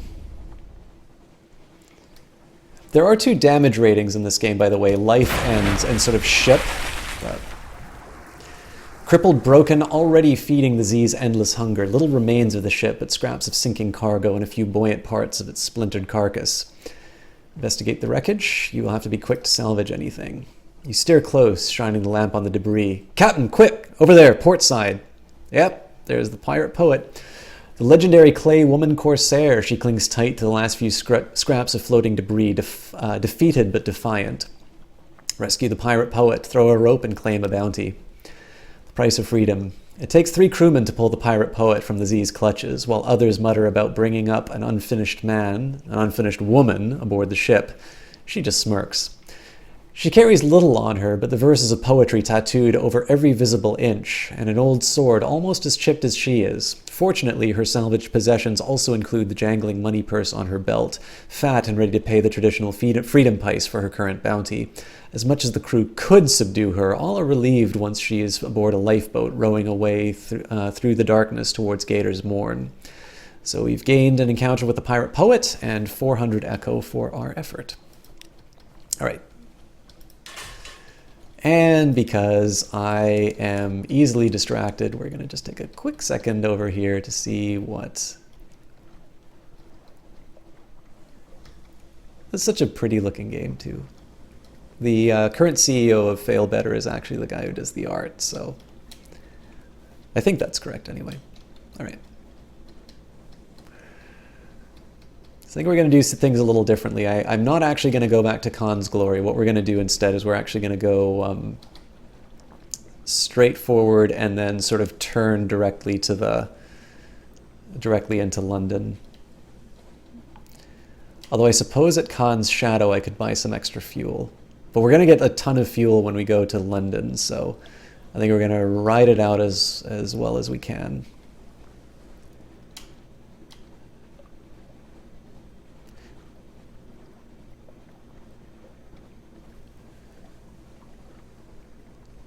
And again, we've got quite a few supplies, so we'll be able to, you know, if I misjudge what we'll need for fuel, I'm going to be able to pillage some of my supplies for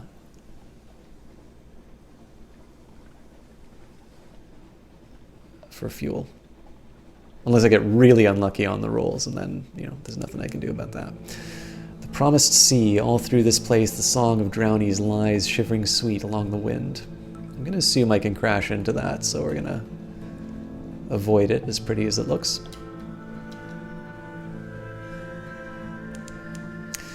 Blue lightnings crawl leisurely up the funnel. St. Erasmus dancing, the cry goes up.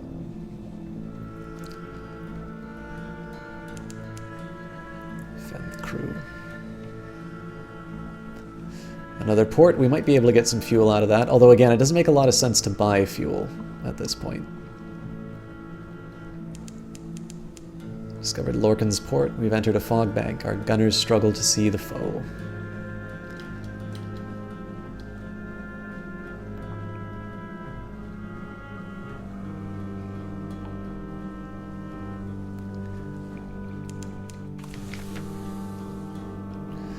The Fathom King's Hold. Lorcan's port, named for the most enterprising of drownies. Phosphor cells burn green. Somewhere below, the king waits. Fathom King's Hold. Like an iceberg, like a bizarre master's scheme, like the Neath itself, most of the hold is invisible. You see only a tiny portion of sculpted coral, the rest waits below the surface. The Fathom King's bone rooms and aquaria, his pearl snares and his dining chambers.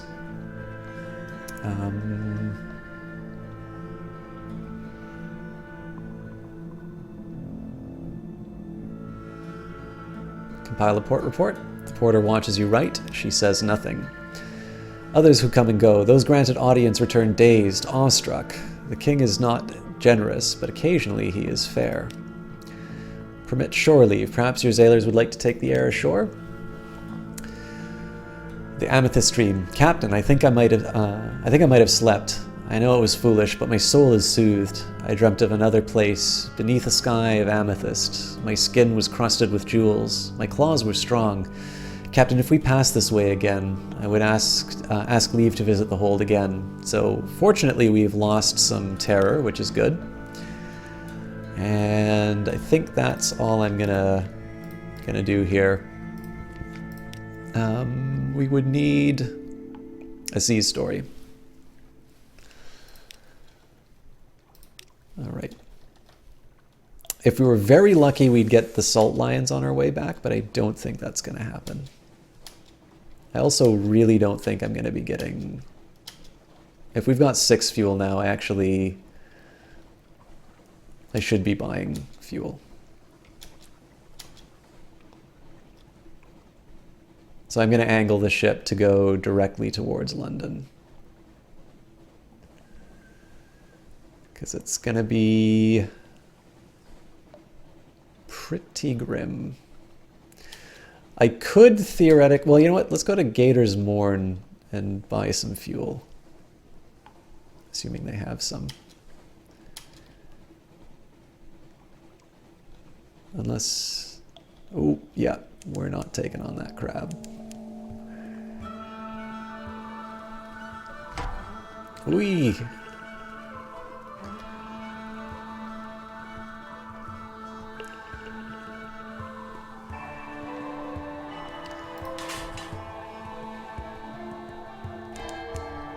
Home, warmly lit windows, company, peace. Thoughts of home come at the strangest times.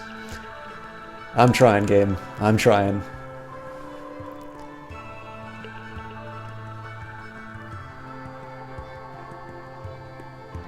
Alright, so we'll see if we can buy some fuel at the melting isles.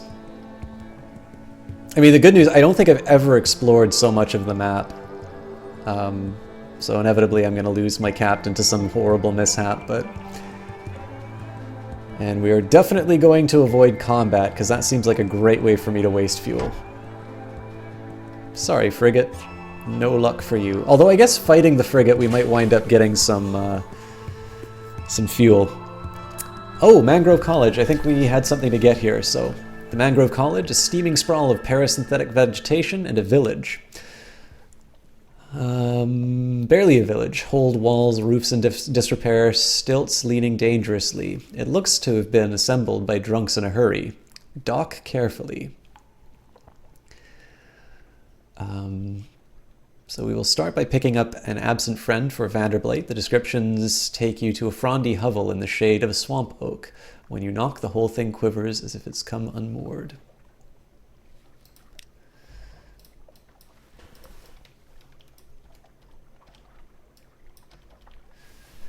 A tall woman, imposing despite the layer of mud, opens the door. Has he sent word, she asks. She grins delightedly. Let's be off. To Vanderblight. Don't spare the engines. It's been too long. So they've gained a shady sort. I am going to get another officer. Maybe's daughter. Hello, where are you headed? On second thoughts, I don't mind. Can I come aboard? Yes, I'm an engineer, but I'm engineer in a hurry. Oh, we might actually already have an engineer. Nope. So what's it going to cost me? Nothing. And it increases veils, which is good, so... if anyone comes looking for me, well, I'm not accepting callers. I can trust you to pass that on? I don't want them distracting me from my duties. All right.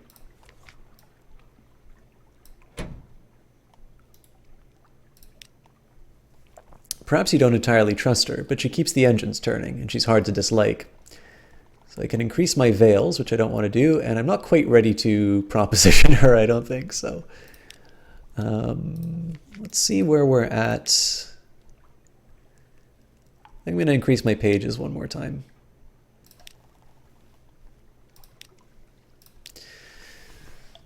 Okay. Compile a port reports. Sages, scholars, philosophers, naturalists, poets, dreamers, here to pursue their rarefied ideals in a land of muddy fecundity. All shall be well. The thinkers of the Mangrove College continue their untroubled and sedentary existence. New schools of philosophy are born and die like bubbles. Extraordinary potteries are written in the water. The occasional retired pirate tries and fails to get invited to salons. I don't think he has any options, so...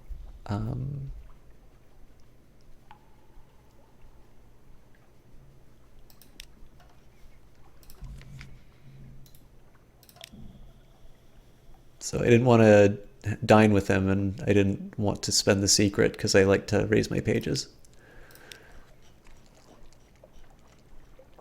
All right. So I can go beachcombing.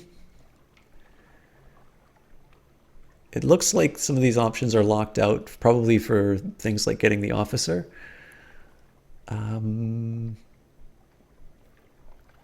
It's tempting to actually go for supplies. Yes, we will do that. Your crew strips a stretch of shoreline bare. It'll have... Oh, gather supplies. You don't have time to stop and rest, but you can gather plenty of supplies. The college members will grumble, but there's enough to go around. Your crew strips a stretch of shoreline bare. It'll have burgeoned again by next week, no doubt. And we got nothing else we can do here. And turns out that there wasn't anything to buy, so we're good just in the sense that there's sort of probabilistic events in terms of gaining fuel. So we're probably going to have to pillage our supply. Oh, for God's sake! All right, well, let's commit to this. Maybe we'll get some fuel. Maybe not.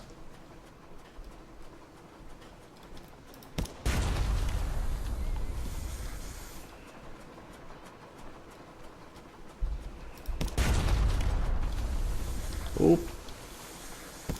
Out.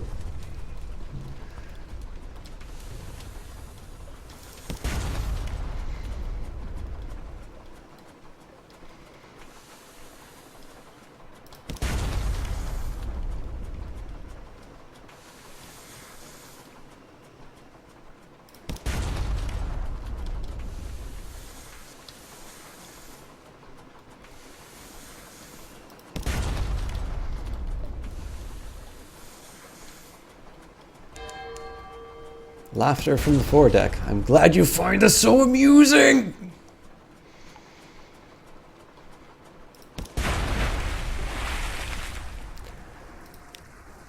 Excellent, so we've got at least one fuel for our troubles.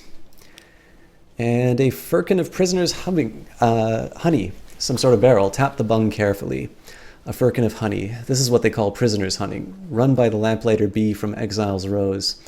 I wonder who made up all these names, remarks able seaman Carget. Someone who's read a sight too many books, I'm thinking. All right.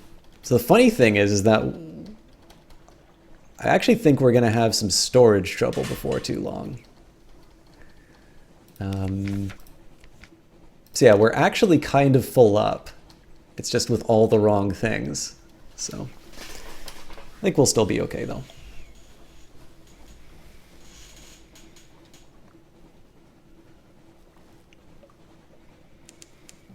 The water is sluggish with hyphal threads. Violet vegetable bulks break the surface.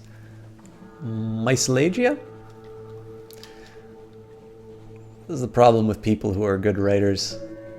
They both see, the problem is that they know. Here the weirder airs mingle with the airs in the near reaches. Demo's Gate, named for the navigator lost above. How did the bones come below? Stream banks. Kind of curious where Demo's Isle is. Discovered iron and Misery Cove Funging Station. Oh, that's another place where we wanted to go, and we might actually. I can't remember if the Funging Station has fuel.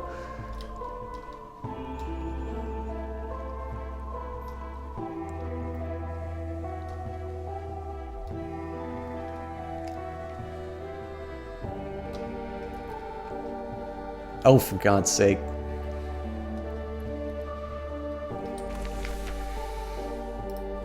Yes, we can buy some fuel. It's expensive, but we should be good. So, Iron and Mizzy Carbon Funging Station.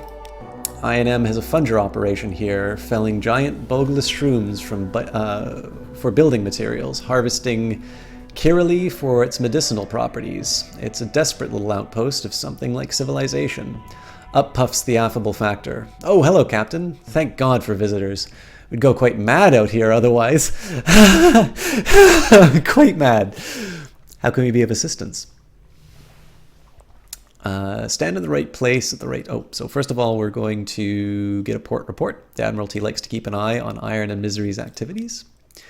The business of spores. Of course, INM's activities here don't seem interesting. Nevertheless, record what you can.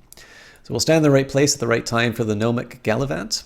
I don't like comedians. I'm a very serious man. But we agree on one thing. Timing. That's why I'm breaking into the Factor's home and why I need you to distract him until I found a special itinerary. A pleasant distraction. It just so happens that you bump into the Factor on his walk home. What a happy coincidence. You couldn't possibly manage this entire picnic basket by yourself. Overjoyed to have company, he joins you on a bench for the next hour, merrily eating sandwiches. You take your leave once you've seen the Gallivant pass by. Back on your deck, the Gallivant laughs joyfully. His rubies wink in the light. Iron and Misery will be sending a representative to contest in to the contest in Port Cecil. There's a full itinerary of all the events tailored for every attendee. I have the dictator's moves mapped. Still one port left to visit, and the Gnomic Gallivant has discovered the whereabouts of his target. Okay, so I need to go to the Cumane Canal, and then also Vanderblight to solve the story. Actually, this is probably the most story events that I've wound up doing in this game. So we could do T with the factor. We could explore the island. We could. Oh, I would definitely want to accept a volunteer. One of the company's Bulgus fellers has negotiated an early release from her contract. It's the Sproutlings, she tells you, her face beating. I keep picking them out of my porridge. And me hair. And me eyes. Take me away. I'm a good worker. So we're now up to 7, which is going to help us with our fuel. You pay the release fee to the factor, and your new Zailer setter's in. Ready to Zail now? And yeah, we've got nothing else we can do here. Let's buy 2 fuel for our trouble. And we will go to fight this thing. Fight me!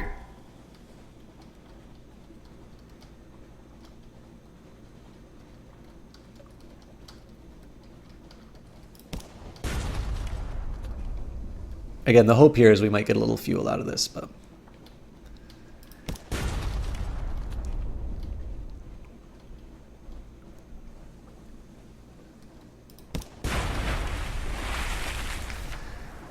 Loot and scuttle her, and a cask of mushroom wine. All right, I think 5 fuel may not be enough to get us where we need to go, but it's close.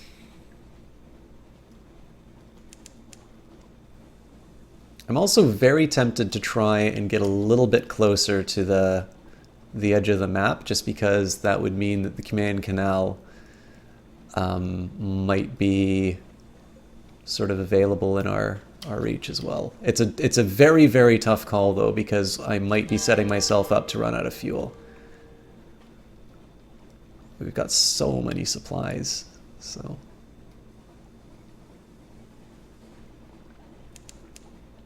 Little ships throng the waters here. The crew grow wistful. They swap old stories of sunlit sea. We draw near to the Cumane Canal on the way to the surface. Yeah. Another restless night. We'll do another tough challenge. Failed the challenge, new terror, 10 fragments. So, and the gamble paid off. We might buy another fuel for the effort, but in this case, we've actually done pretty much every story thing we can. So, I'm actually quite okay. It's occurred to me, I've been actually out at sea for 2 full hours. Which is more than I really do in the game here. So it's kind of fun that we have this for posterity.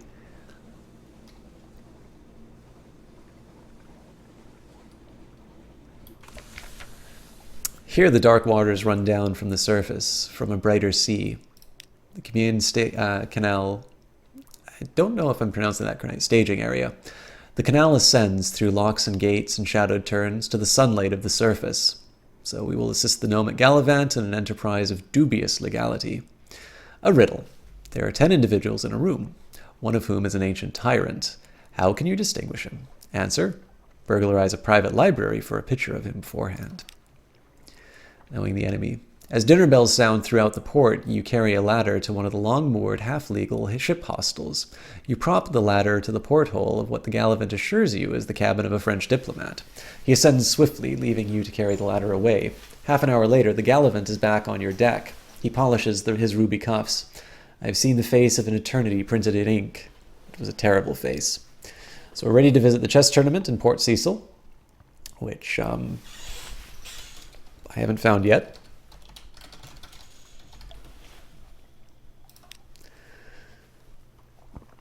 Gather information for a port report. Many ships pass this way. Perhaps you'll pick up something they missed. The gates open and shut. The locks remain free from sabotage. If anywhere besides London is safe in all the undersea, it's here. The surface nations have an interest in keeping the way open.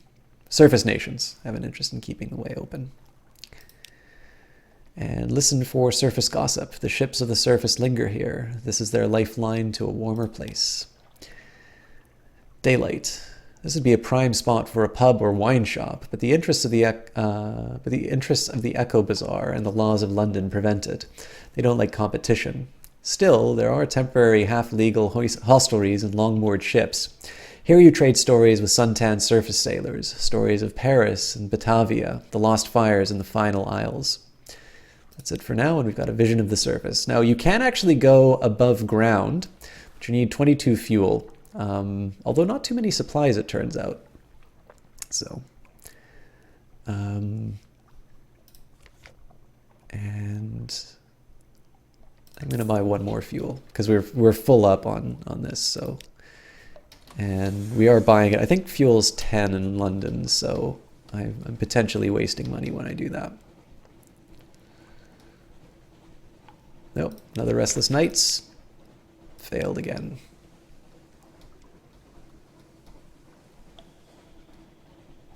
I know it's a little crappy not to read the dialogue on that, but usually when it's been so close to an event, I don't like running through it. I can't say unnecessarily, but I think you guys know what I mean. Okay, I think we're gonna have to get the drop on this thing. Nope, it knows where I am. We don't have any option. We gotta fight this thing. Fortunately, it doesn't do a lot of damage, so.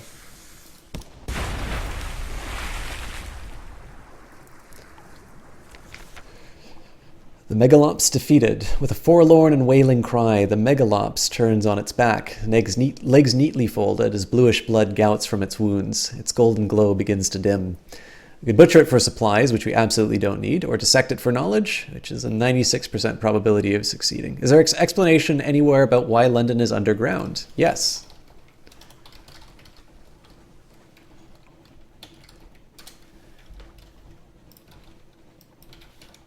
And it's there.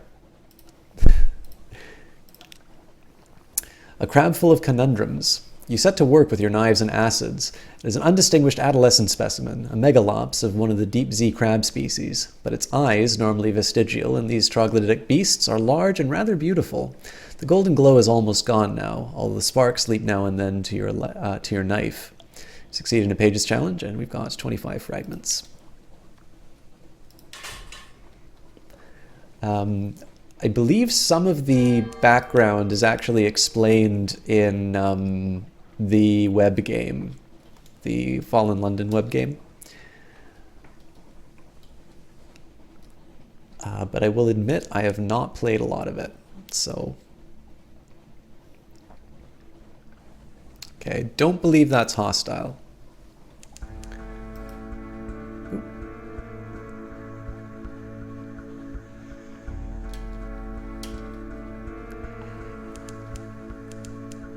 Quaker's Haven and Mutton Island.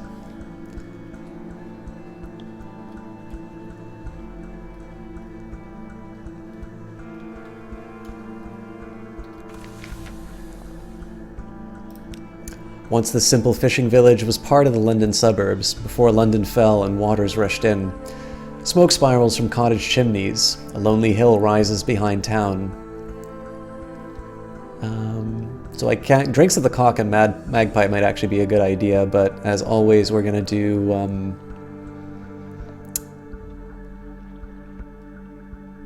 We'll start by chatting with the fishermen, so I can get a port report. They sail the sea around the island. They mend their nets by the harbor. They'll see all that happens here, but you'll need coin to open their mouths. Little ships and little secrets. Pirates plying the waves, smugglers at their work, Khanate ships putting in to resupply. Nothing dramatic, but enough to interest the Admiralty. We've lost an echo, but gained a port report. We will visit the hilltop above town. There's not much wind on the undersea, but Mutton Island suffers eerie gusts and buffets from an inexplicably local fragment of weather. The air on the hilltop sometimes carries interesting scents. Testing the wind. You stand on a cliff top, looking over the little village. Smoke from the chimney of the Cock and Magpie drifts straight upwards. As you watch, the smoke tilts. The sudden wind thins to a pencil smudge, and then nothing. The wind screams unexpectedly, like a god cut in half. What a noise! It must be the caves around the island channeling the air. At least that's the most comforting explanation. Below you, locals each take nips from a shared flask and make a toast towards the mainland. The wind is southerly. So we gained 2 terror, but 45 fragments.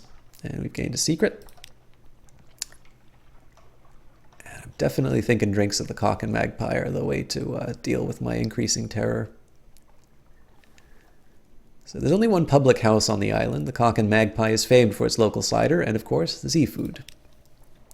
Only 1 terror, Jesus. Cider and a cave dory. The trees of the Neath are scraggy and wretched, scraping a living with parasynthesis, but the apples of Mutton Island are tart and powerful, perfect for cider. Cider? Cider! This stuff is stronger than it looks.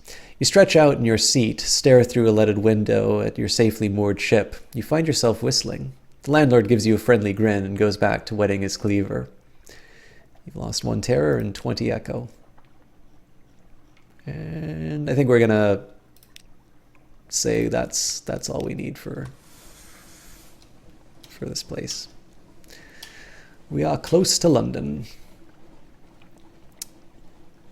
And fortunately, I went the long way around and avoided... I say the crab, I know it's like Megalops?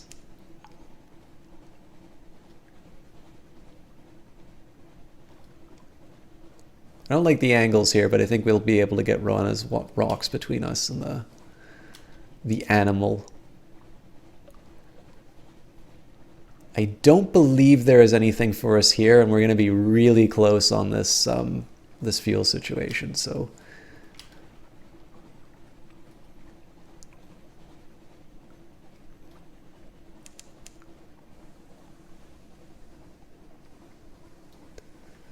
how many here thought that I wasn't going to make it back to London?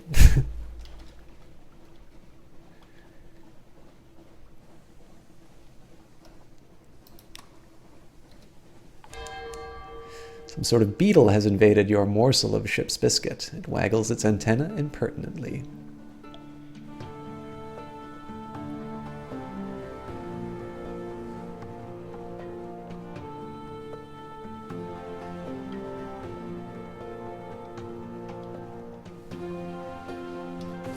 Thanks, Miss Tom.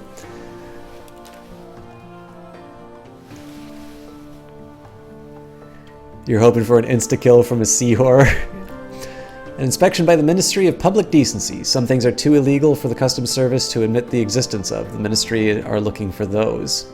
So nothing to hide, you shrug and invite them to search your ship as thoroughly as they would like. Unlocked with no more than 0, a firkin of red honey. Yeah, I don't think we have any contraband.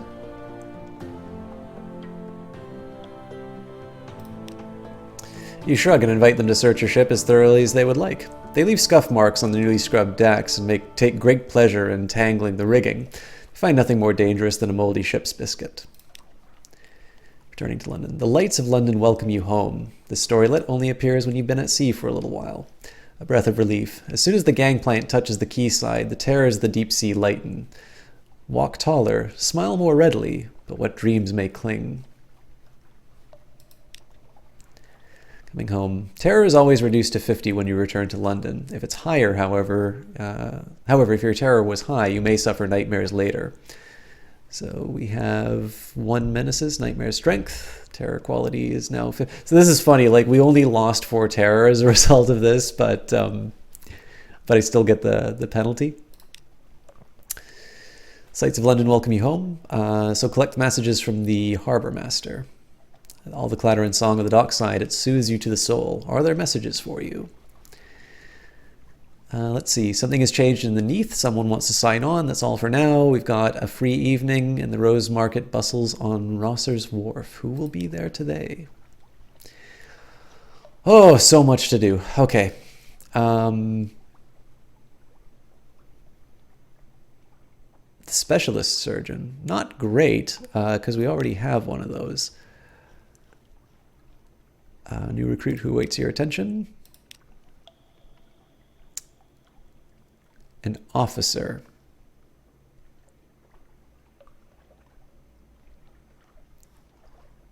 Yeah, first officer, so that's not going to help me. Engage a sailor. What desperate... Yeah, 5 echo. I'm happy to hire that. So we're back to what we used to be. I might consider more, but we should do some... We'll do some basics. So first of all, read the morning papers. The Unexpurgated Gazette, the magazine formerly known as London Magazine, the spiteful trumpeter, news. The Khanate is threatening war. They always are. London's colonies on the Karelian coast want independence. They always do. The Undersea, the paper's report, has undergone another alteration. Not yet, it hasn't. You'd know. Oh-ho! A promotional coupon from Mrs. Plenty's Provisioners for a half cask of salt herring. You could use that. I am a little tempted to write a will, but we'll hold off on that for now. We'll see where our financial position is after.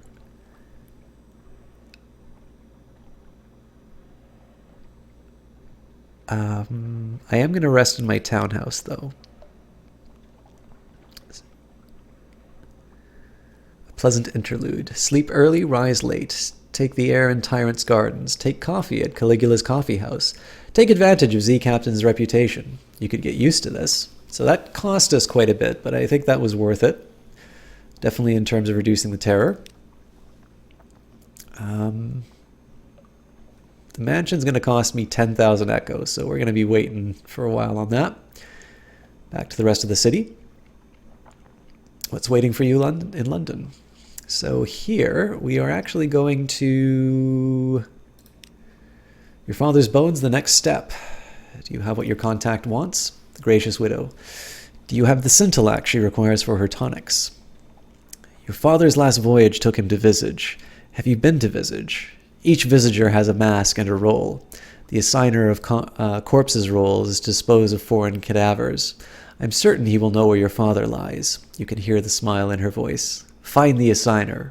Find your father. As you bid her goodbye, she coughs. You can feel the air tighten. You sense her attention on you. One more thing. Your father owed me a debt. I have, you see, an additional interest in the disposition of his bones and his belongings. I hope you will be frank with me when you return. Hush, say nothing now. Think on it.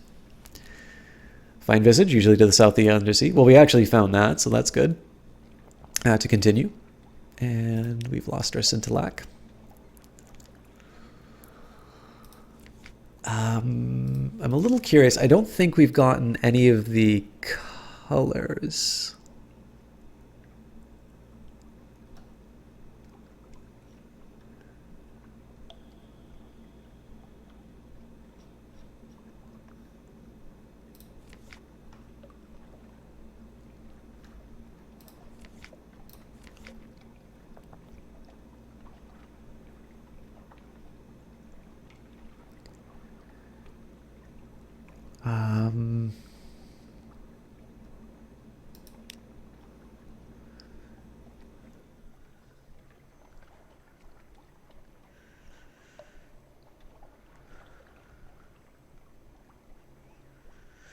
All right, let's just sell it all.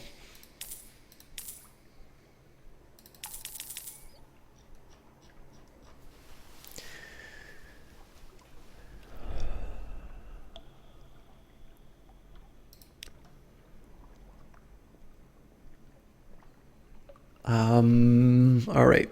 So what kind of weapon can we get with this? I'm looking for a deck weapon. Incidentally, for those of you who are looking to get the game, and incidentally, now is a perfect time to whore myself out. So you can buy it at GOG. Obviously, using that link will put you through to the affiliate link. Now, I believe the game is a little more expensive than it is on Steam. So just keep that in mind. I do prefer GOG. However, I believe the sales tend to put it at a very good price. Obviously, on GOG, you get it DRM free as well. So if that matters for you, definitely matters for me. But I leave it to you. Obviously, you all know how to use Steam, so I'm not going to link directly.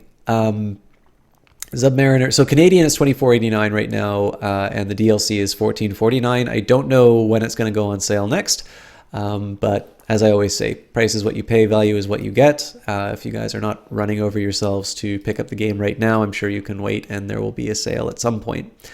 But for those of you who are interested in picking up the game, do keep in mind that there are different components. There's deck, auxiliary, bridge, and engines on your default ship. There's forward and aft weapons. That's very important when you go to the shop. So this is a forward weapon. This is a deck weapon. I want a deck weapon, or possibly an auxiliary or bridge weapon. But so let's see here. Karos. So right now we do 8 hull and 8 life damage. The other deck weapons we can get plus 12.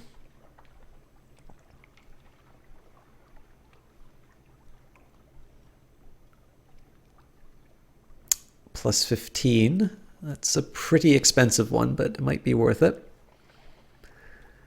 Iron and Misery gives us engines. Cadminus Yards.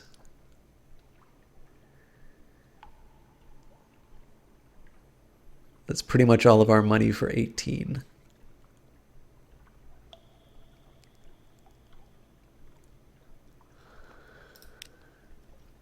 The real question is if we want to go for the full 500. I think we will.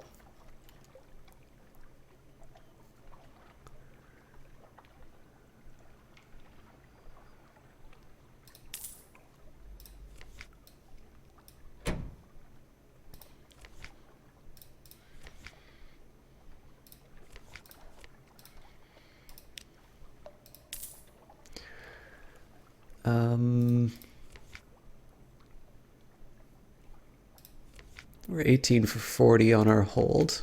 Oh yeah, we're also going to make some money when we talk to the Admiralty, but we need to...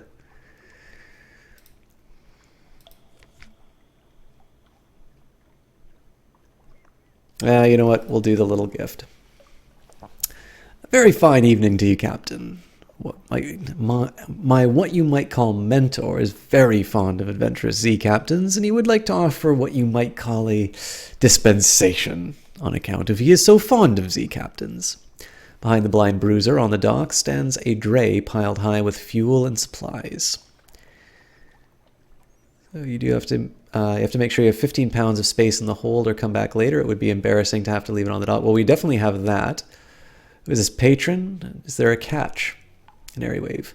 He runs a very fine and very liberal establishment just across the river that is very much patronized by sailors and men of wit and vinegar. A public house. And there's no obligation to speak of. My patron would only hope that you might remember him kindly, and I suppose that if the opportunity should arise for you to return his kindness, then I would not imagine he would refuse your offer. Yeah, why not? 10 fuel, 5 supply. Actually, that's great, so... of course, that comes at the cost of suspicion with the Manses. Patron hopes that you'll find these little gifts to your liking. He expects that someday you might choose to call on him at the Medusa's head. Should that day come, he will make you very welcome and give you safe conduct in what you might require. Good evening to you. He salutes and is gone. So, got room for 7 more things. So I think we're actually going to max out on fuel with the Admiralty.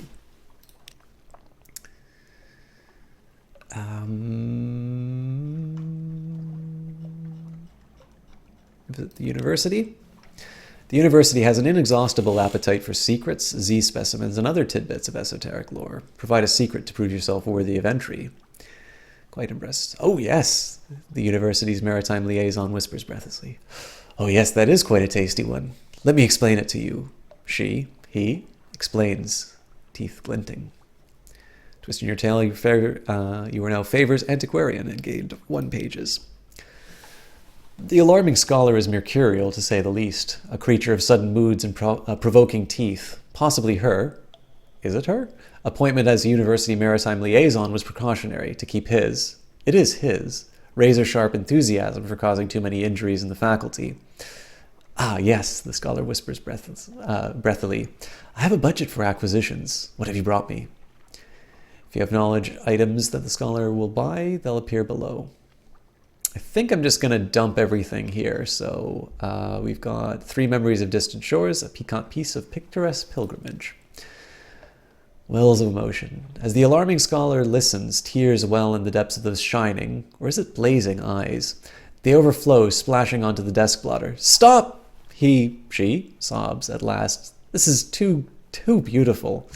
Allow me to bring the macabre memories. I wish each individual tone recalled. Lost 1 memory of distant shores and 10 echo. So we're going to continue with this. An outlandish artifact. Oh, actually.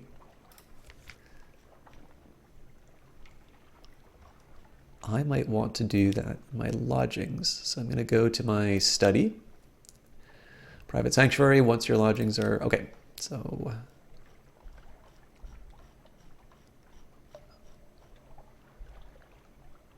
Write a Song of the Sea. Oh, that's funny.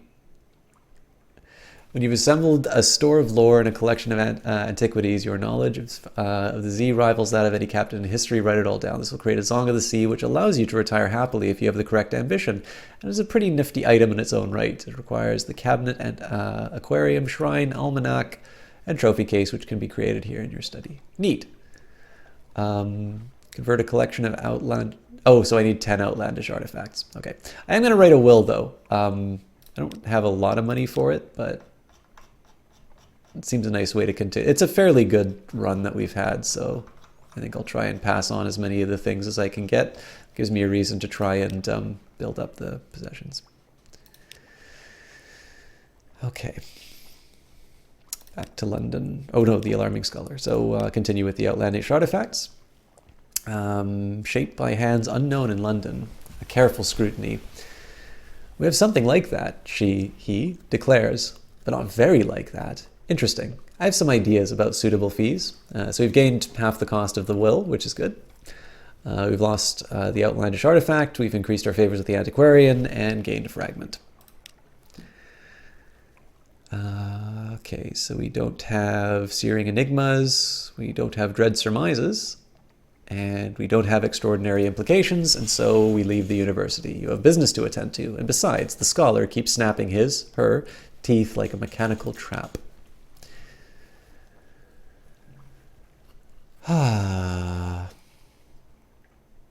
Let's carouse the Wolfstack docks. There is no danger here. Try to enjoy yourself. It reduces terror, and it only costs 10 echo, so... A good night out, sea shanties, good companionship, and the warmth of a pub fire. Lost 5 terror, 30 echo. Wait a minute. Oh, that was 5. I've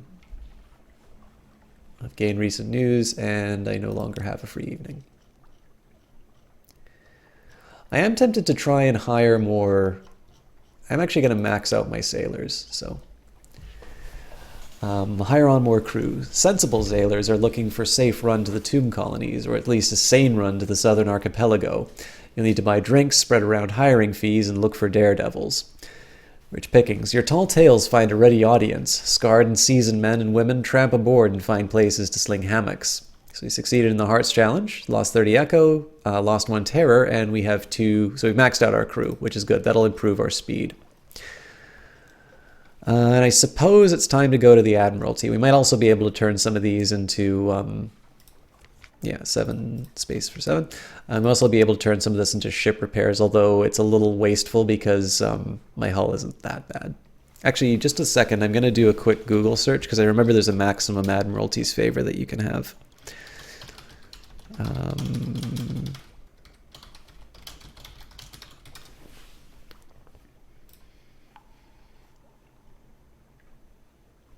Currently capped at 50. That doesn't make sense.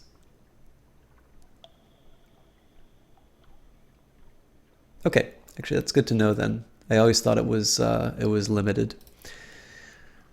All right, visit the Admiralty's survey office. They'll pay for information from Z captains. Find out what and how. The Admiralty's picket fleets and intelligence networks are long gone. The survey office pays Z captains a small sum for recent information. Visit Investigate Ports to gain port reports and trade them in here. The first time you trade in a port report, you'll gain the Admiralty's favor.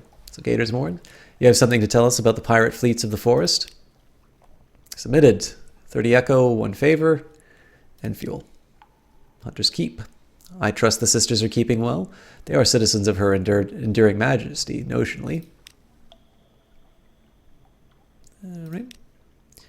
What have the nearly dead been up to then? Okay. Again, I want to be careful here because I can only give 4 more in, and I think we have more than that. So,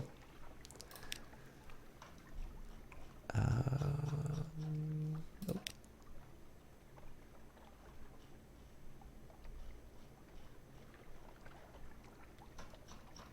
May not have an option anymore. Pass on strategic information. The admiral sits up. All of those steeples his fingers and pretends calm. It's hard to read with those glasses, but he reads a summary intently. Satisfactory, he says at last. Eminently satisfactory, actually. Good work. Take this for your trouble. The clerk will see you paid. So 150 echo. Pass on more strategic information. Another 150 echo.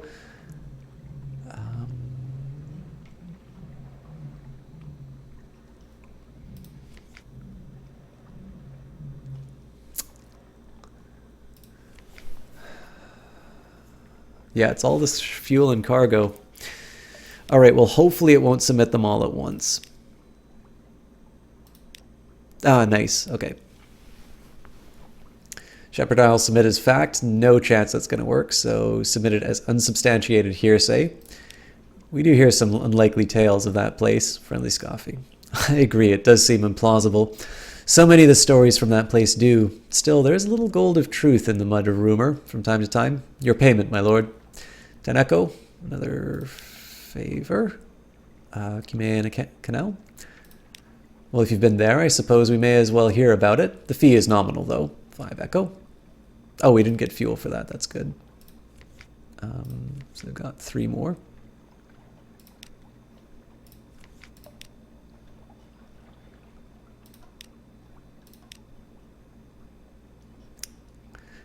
We categorize it as a military installation, you know, although that has occasioned some quite vigorous debate. Okay. Pigmoat Isle. This is the place where we help the rats. I'm not certain I heard you correctly. Reports a minute. Are you quite certain this is the report you wish to make? So be it. 1 more? Yeah. And we have, holy crap, we have a lot more.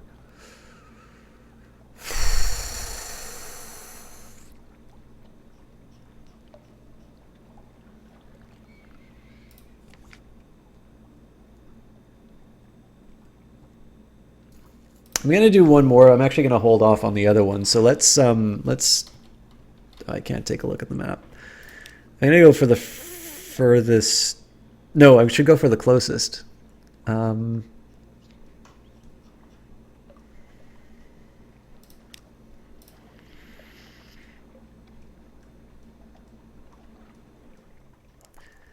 go to. Seems Twitch is glitching out majorly on, you know, been fun. All right, Vistom, thanks a lot. I'll keep in touch with you on Steam. If I don't reply right away, I apologize. I need to find a better way of seeing what's going on Steam. But we should talk soon. Thank you very much for reaching out.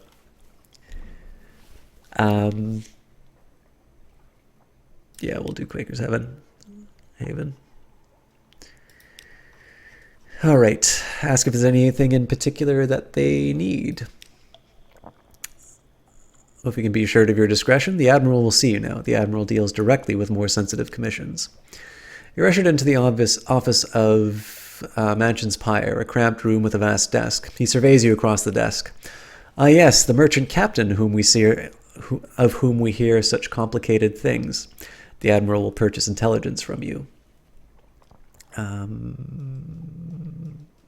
Ask what he needs. Information. Visit a port. We'll be interested in the port report. Visit places of particular interest, and we'll be interested in the strategic information you gain thereby. We'll pay you well, don't worry. We understand that you can't be expected to act entirely for the love of the Empire. His lip curls. What's left of it. And we will ask if there's anything in particular that he needs. Speak to our agent. This port. Speak to our agent there in return. We'll see that you're rewarded. Visit the port below and return to London. You can check the details in your journal at any time. Empire of Hands far to the east. Okay, so we're going to make a note here.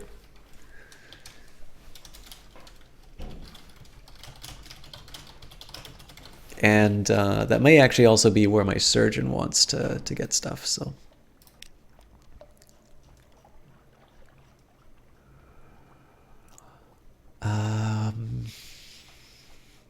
It is really tempting to do these other port reports, but it doesn't seem to make any sense to lose so much.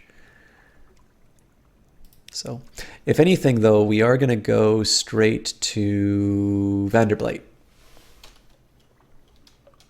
So, I don't have a whole lot more I can do on cast, unfortunately. I know we just did one big circuit, and we're kind of calling it.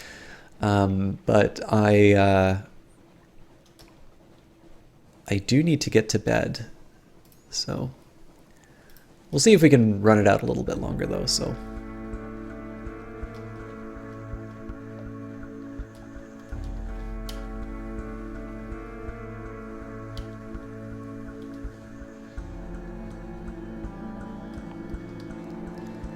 and it seems the most tempting option right now is to go to Visage if we can, but we'll find we'll see if we can find sort of a path that'll allow us to explore a little bit.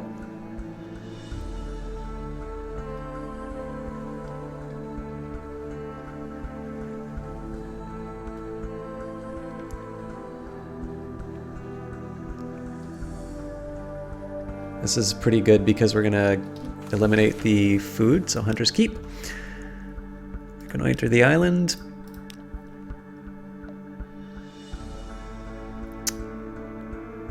Oh, well. I can wait. You ask the self-ride maid to carry a few hints of your news to the sisters. Oddly enough, she comes back with a message that their headaches are cured and you're invited to lunch.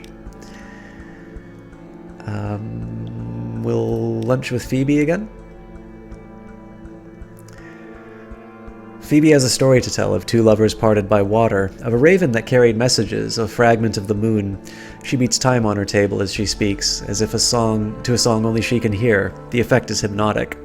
Your attention drifts out through the skylight of the dining room to the false stars glittering in the roof of the cavern. You drift like a puffball spore. The undersea shimmers below. Islands lie like mineral specimens on black velvet. Ships bob like wood chips between the islands. Vast spined things pulse in the depths. There is a scent like the scent before a storm. The storm came, says Phoebe quietly. Everything changed. Somewhere in there you finish the last course. The scowling maid reluctantly serves you cheese and Bath Oliver biscuits. I don't know if we actually get those supplies. Oh, and we're done, so.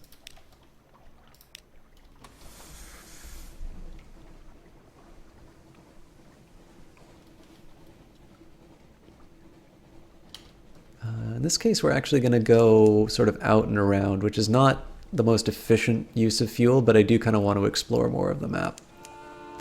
Dust echoes, even a sepia tint to the air.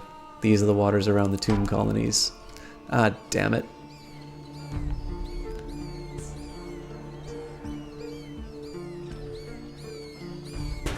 Yeah, I shouldn't have tried dodging it. I should have just went head on. So it's going to hit me twice, I think. Drat.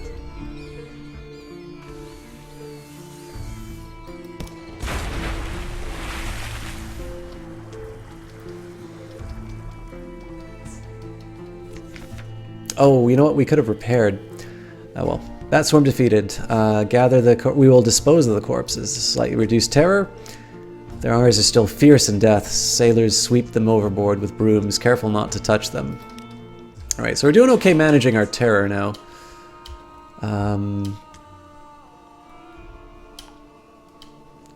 It's a really inefficient way to get to Vanderbilt, but there you have it.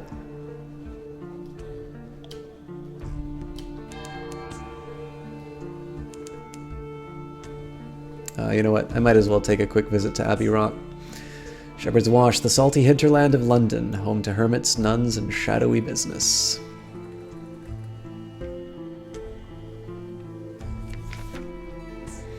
Recurring nightmares. You've begun to dream of a vast eye. It knows you. You cannot avoid its gaze. A black, unsleeping taste. Again and again, you are alone on the wide black sea. The eye is aware. Your nightmare will come upon you from time to time, inspiring terror. Gain restful nights at your lodgings to help you resist it. If you defeat it, you may gain a secret.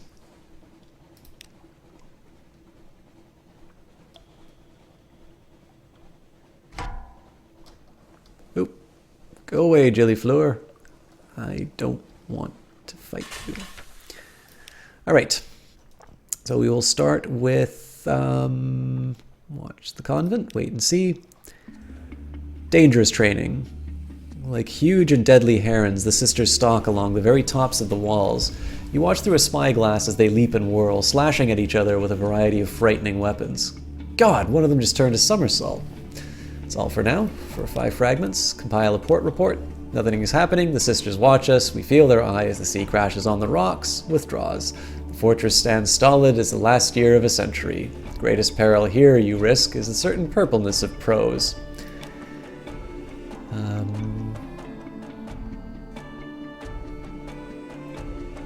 Knock on the iron-studded gates, although you have no recent news. Nothing. Far away, a great bell tolls. Drizzle begins to fall.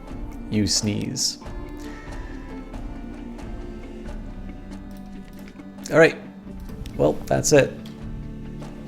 We're just gonna wait for this thing to F off.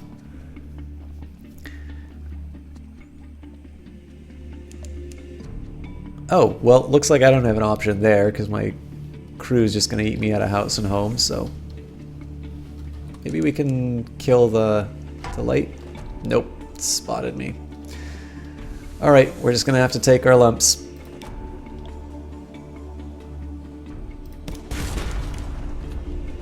It's gonna be pretty costly, I think. Nice.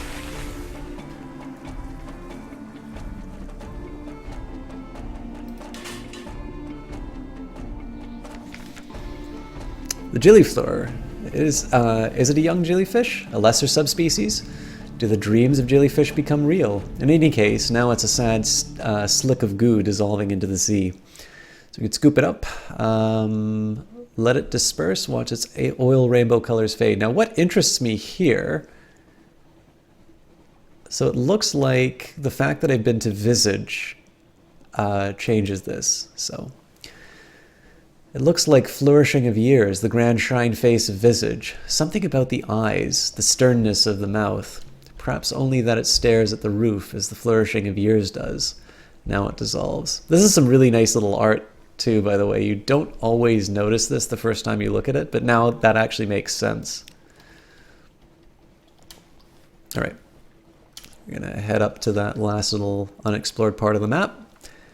And we'll head to Vanderblight. Then we'll see if we can get a little exploration done. I know I need to go to the far east. So it might be tempting to kind of do a diagonal here, especially if we can find the sort of those Scintillac Islands.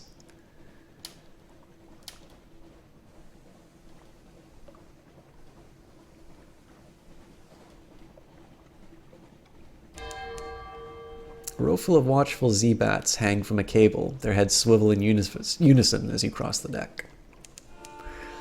Dust, echoes, even a sepia tint to the air.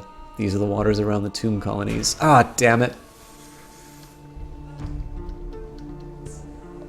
It's too busy trying to read chat. There weren't any messages.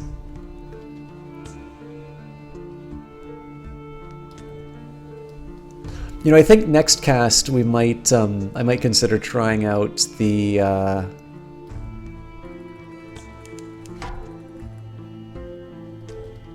Bat Swarm, eh? Hopefully we can dock before these things hit us. Back off! I'm thinking actually what we might be able to do is, I might try the Submariner stuff next time we play this game. Anyways, provide what you've promised. The tomb colonists of Vanderblight have few pleasures remaining. The tomb colonists, their new home is an echoing palace of rare dust. Perhaps you can help a little. So you could reassure the shady sort. The shady sort turns to you. I didn't ask. How much has he changed? Is it very bad beneath the bandages? Perhaps you can reassure her, or tell the shady sort the truth. Show her that nobody enters Vanderblade as a colonist unless they pass the skin check. Tell her that he is much changed and for the worst. I think we'll be honest here. Silence. She says nothing. Her face grows paler and paler as you speak. Now she looks like nothing so much as a wax figure. She walks jerkily down the gangplank to meet her friend. He pays you. She says nothing. Wow, that's actually a decent payday. Okay, so... these are DLC things. The last tour operator. Ho, Captain, I have 12 sad and bandaged souls here. They're choosing their final fate. Will you take them on one last diversionary tour? Maybe a longish trip. Make sure you have enough supplies. Replace 12 supplies with 12 tomb colonists who you'll need to take to 3 destinations in the undersea. Mouse over your objective tomb colonists to learn about the destination for each visit.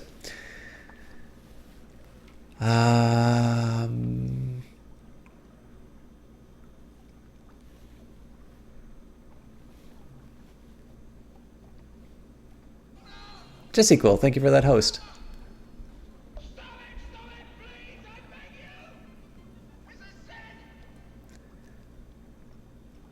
I mean, it's tempting. Let's go for it. That actually gives us an excuse to do more stuff, so...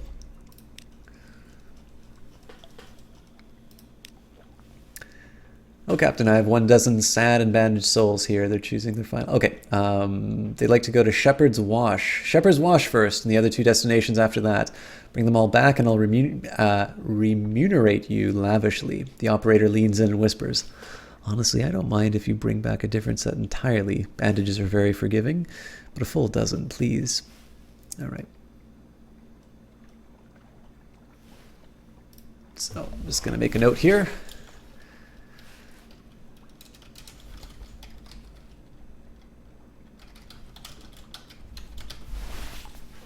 I think I'm actually going to go back to London for some fuel. Or maybe some supplies and some fuel. We will gather gossip. Along the coast of the undersea, it's remarkably hard to die. The decrepit and nearly dead who leave London become tomb colonists and settle here in bandaged peace. But they don't give up their ties to home or their politics. You gather a haul of complex clues, enough to keep your contacts in London interested.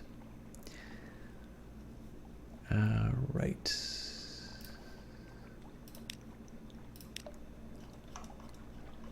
And let's do another explore. In a wide space behind the hollow temple, you happen across a stepped platform of sorts. 4 statues guard it, marked with glyphs, all but lost to time in idle vandalism. They look a little like the glyphs that decorate the Echo Bazaar in London, though. At the heart of the platform is a long-filled well shaft, too. You poke about briefly, but something in the place makes you uneasy. A frost moth, the size of a farmer's hand, flutters down to perch on the well's edge. Another, a third. You retreat. I think that's all we can do in Vanderblade right now. I mean, we can go back to the first curator, but we have not, we haven't actually completed any of these, so. How are you doing, Jesse Quill? I was wondering, I could just sell the 12. I wasn't sure if you were still out and about.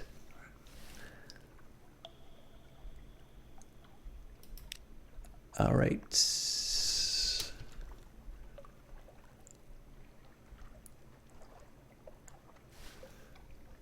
You guys can just give me a quick second here. I want to just get a quick sense of timing here.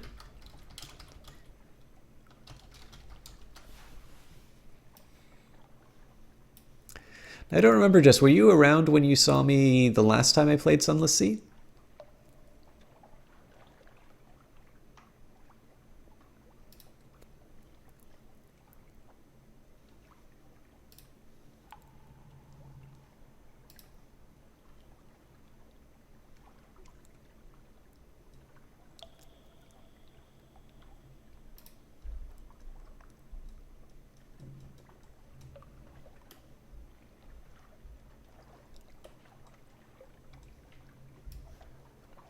You were. Okay, cool.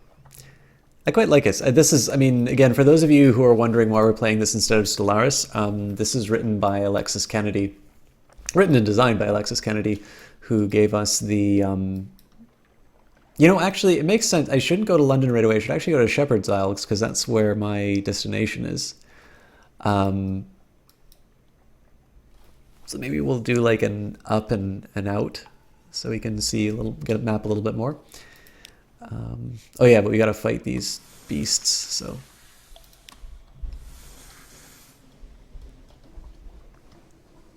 Oh, success. Maybe. I won't explore, I'll just run away from the bats. But yeah, so just, we've made a lot more, we made a lot more progress than the last time I played. We're still on the same character. We're a little short on supplies now. But that's because I decided to do sort of this final tour thing. But basically we spent 2 hours out at sea kind of covering all of this.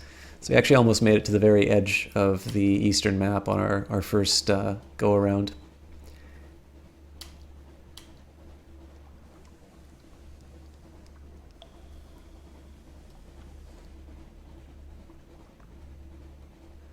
We also have a lot of money. For those of you who don't know Jessie Quell, she's actually another person who you might enjoy if you like story-based games. One of the reasons I say this is because of her background in psychology, the Glim Lamp at the Prow Fizzles arcs. She brings a good sense of humanity to the games that she plays, and she tends to discuss the themes. So, I mean, this particular one is a little bit different from how I do some of the other story games, where, you know, I don't really talk that much about the themes of the game here. Partly just because I'm enjoying the exploration myself right now, but especially I remember in particular just playing The Last of Us, which I don't have a console, so I don't really get to appreciate. She did a really good job with that game, and I definitely recommend if you do enjoy that. She also has a great love for the Elder Scrolls games, as evidenced by the last time she was playing Morrowind. So a couple good examples there of some reasons why you want to watch her, and I'm sure at some point she will she'll get a chance. She'll type up the shout out for herself. Tomb colonists in Shepherd's Wash. Something of the peace of old Kent still clings to this place. I always hated Kent, but this is the tour. A visit to the Three Graves. The island of the northwest has what might be called graves or treasure troves, or follies created by the villagers to confuse you. Anyways, it'll do as a tourist destination. Somber silence. Oh, yeah, 4 graves now, Captain. 4 graves. Let's go. We've lost a tomb colonist. Tour continues to follow theme. I wonder, so am I gonna have to like find another one? Maybe I'll just like wrap up one of my crew members. Good picnic at the Standing Stones. Compile a port report. Oh yes, my guess. There's been going on. In the bleak light of the false stars, surface roiling like a porridge pot, with a roar of steam and a flash of fire, 3 widows swimming. Tentacles! And then we saw His Highness. There's rather a lot of this material.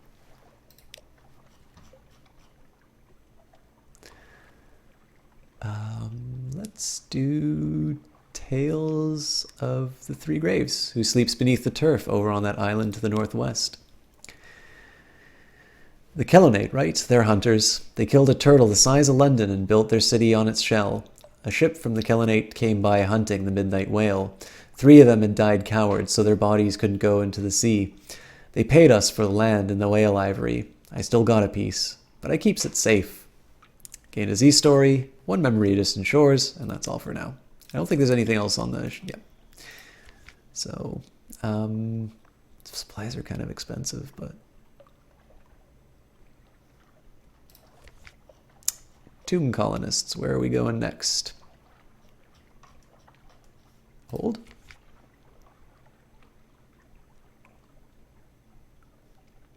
No, that can't be right.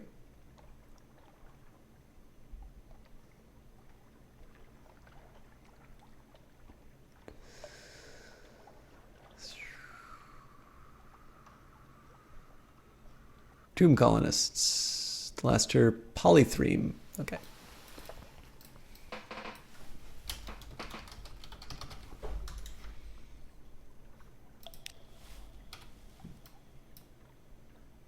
Oh wait, they don't always correspond to one another, do they? Did I...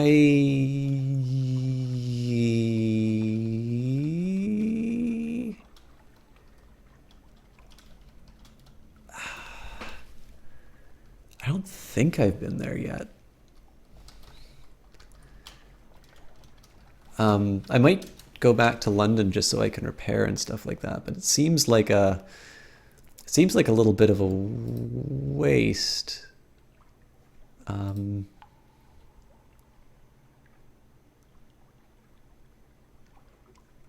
I'm pretty sure I haven't been. Pretty sure I haven't been there.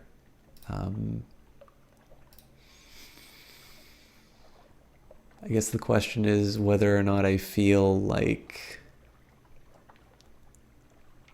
I don't even know where to really begin looking for that. It doesn't tell me...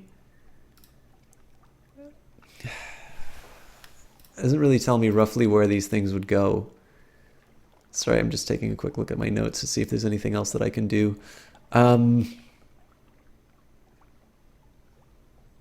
mean, at some point I'm going to have to deal with this, so...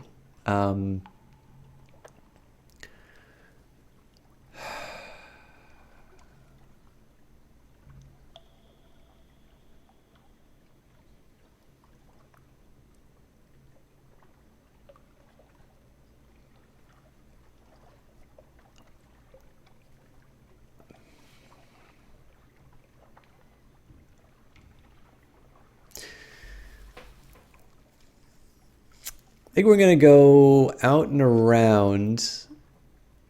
We'll kind of explore this spot. We'll explore through here, and then we'll head back to Fallen London, which is probably the least efficient use of my resources, but I'm going to do it anyway. We might change this strategy as I discover things, but I don't think I have enough food to take me through.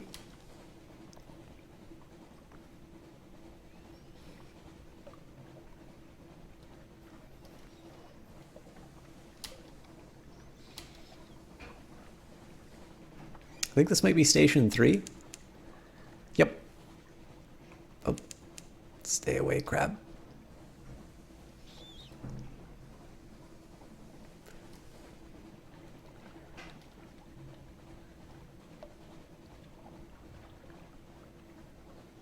I don't think there's a whole lot here for me, but it's worth taking a look, especially so I can get the fuel from the Admiralty too.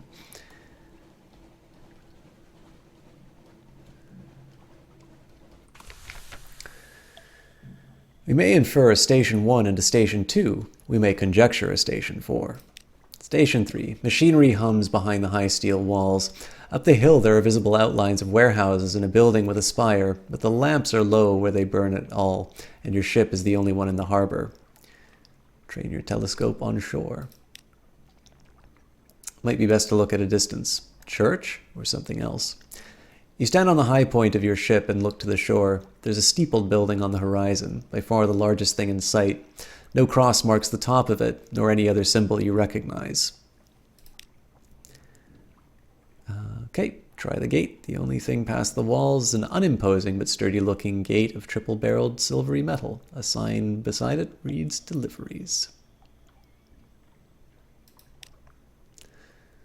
No way in. The metal is steel hard and icy cold to the touch. Attempts with chisels and crowbars fail. Perhaps if you could bring the ship's guns to bear.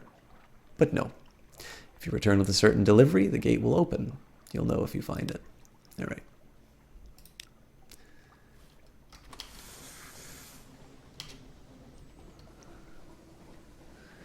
I'm going to do my best to try and cover the places that I can't see. I'm not sure how much fuel I'm willing to waste on this, but we'll... Yeah, damn it. All right. Yeah, it can still see me. So we're going to wait till the last second when it's charging. Or not have to worry at all.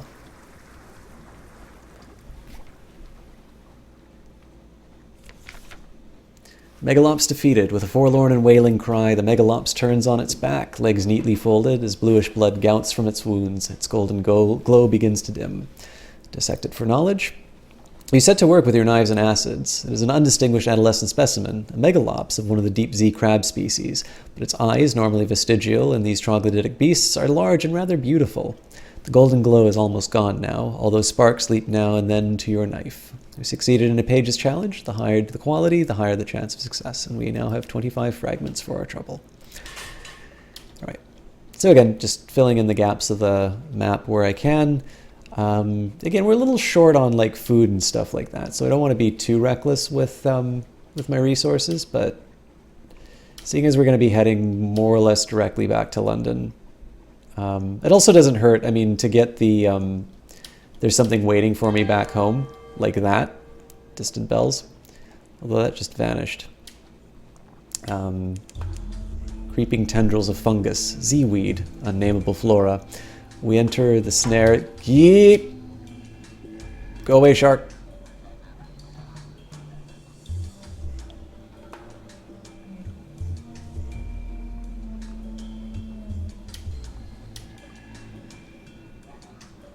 Ah, loser. Lick-a-monkey crag. I don't know what the HP on that shark was, and I don't want to find out when it charges me when I have less than half my hull. Well, okay, not less, but about half my hull. The Dubois Maelstrom. I'm going to assume I do not steer my ship directly into that.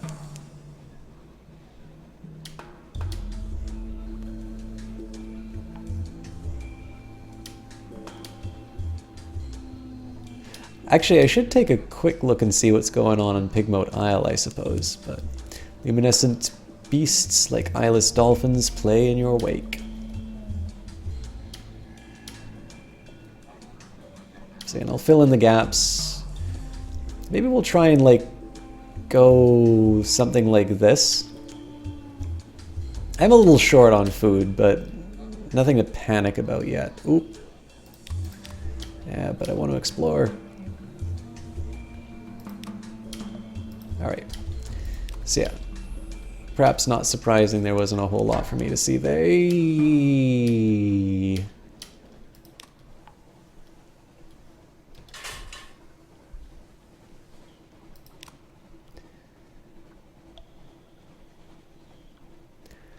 So yeah, we'll take a quick look at Pigmote Isle and we'll decide what to do from there, but I'm thinking probably something that looks like this, just because there's so much that we can...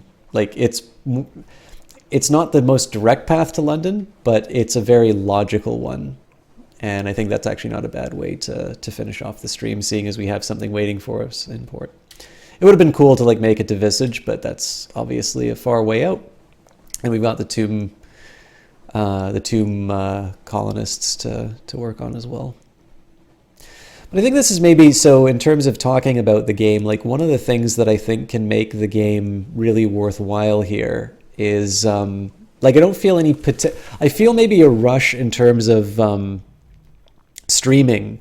Like I kind of want to make things happen, and I think that might have been actually the thing I ran into as far as any challenges I had streaming the game last time. But like in terms of just sitting in and wallowing in the game, I tremendously enjoy it for that. Like it's a fun game to just sit down and drink up the story and admire the art. And I hope some of that comes through on the stream. I feel bad when I don't stream a game particularly well, but there's a lot to discover, and it feels like there's always new things. Like there's new things and new stories for me to see. And it might have been because of the difference in terms of like the release of the Sunless Skies Kickstarter and things like that, but I believe them when they say they're releasing new stories. So anyways, Rise of Pigmote Isle. Hail Mauritania. Hail Marinia. The Neath's most adorable nation scurries around your legs. Scintillac harvesters drag heavy bags of the island's bounty to their silos. Industrious rodents work hard on towering edifices, some of them almost neck high. London will never believe a bloody word of this. Help Mourinho resolve a dilemma. An aide runs over. Hairless advisor, you return to us. Praise the tide. We need your wisdom once again. Oh, it's actually really tempting to take this. All right, well, we'll compile a port report. Captain Whiskers, the Admiralty calls you, so you've heard. At least they pay to laugh at your reports. We'll request repairs. Oh, wow. Yeah, that's actually not bad at all. Help Mourinho resolve a dilemma. Okay.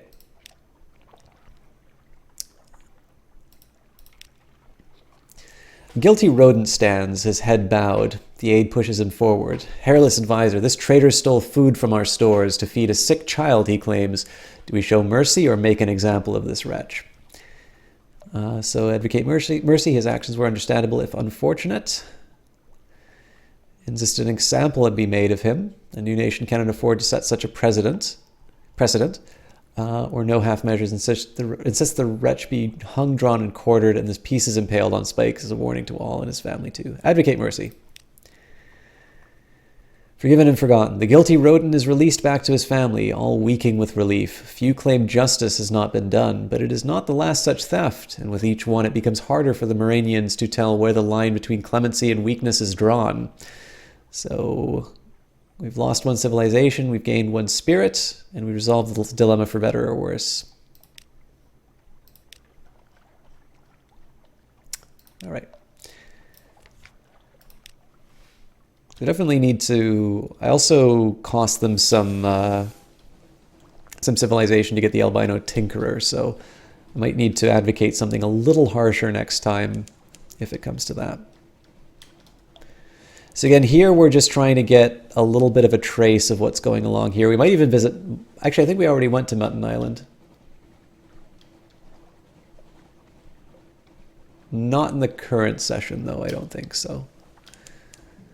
Okay, so now at the Bonnie Reefs, actually, we're going to just go a little deeper in here to see if there's something else we can pick up. And then we'll turn a hard left and...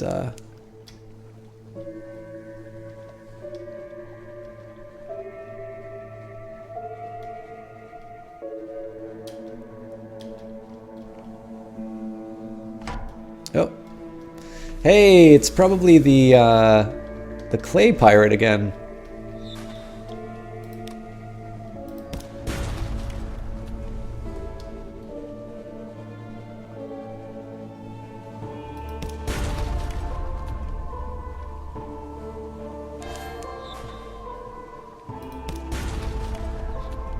I actually can't see the edges of the island. That worries me a little bit.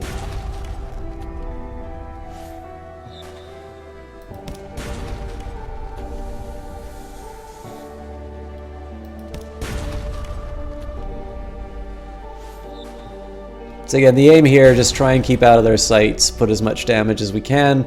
Having a slightly easier time of it because we got a better gun, but our... Oh, 4 damage is nothing.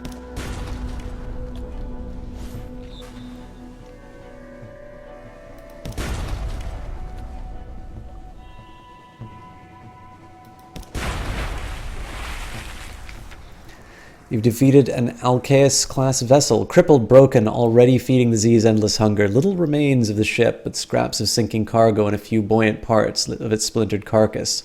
Investigate the wreckage.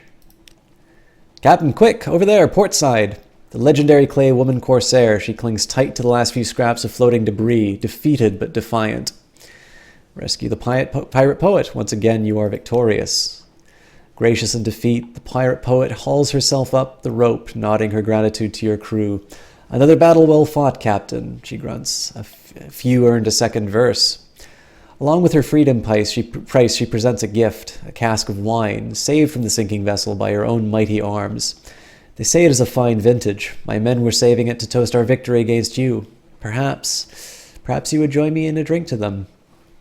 So we've gained another encounter with a pirate poet. We've got a cask of mushroom wine and another 400 echo. Not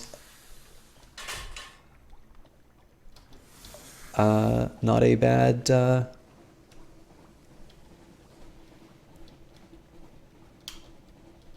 a bad haul at all. So we're close to Demoe Island. I'm actually kind of tempted just to visit, seeing as we got so far off course.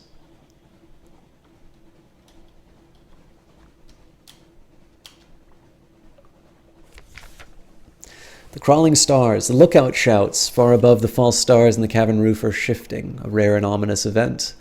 What now? Record the change and assign a name. If the new shape seems well omened, your crew may be cheered. Who knows? We are fortunate. The Z-Bat bats his luck, a gap-toothed sailor avers. All agree. Leathery, but lucky. And lost 5 terror. We're still pretty high on the terror, to be honest, but nothing too crazy. Oh, you know what? I think on Demoe Island we might be able to steal some supplies. Also, we might be able to kill this fool.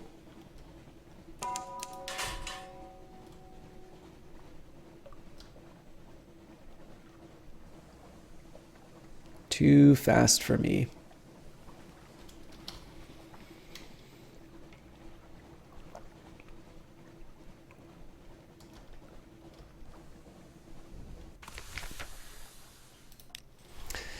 The I&M has a funder operation here, filling giant bulbous frumes and building materials, harvesting purely for its medicinal properties. It's a desperate little outpost of something like civilization. Up puffs the affable factor. Oh, hello, Captain. Thank God for visitors. We'd go quite mad here otherwise. Quite mad. How can we be of assistance?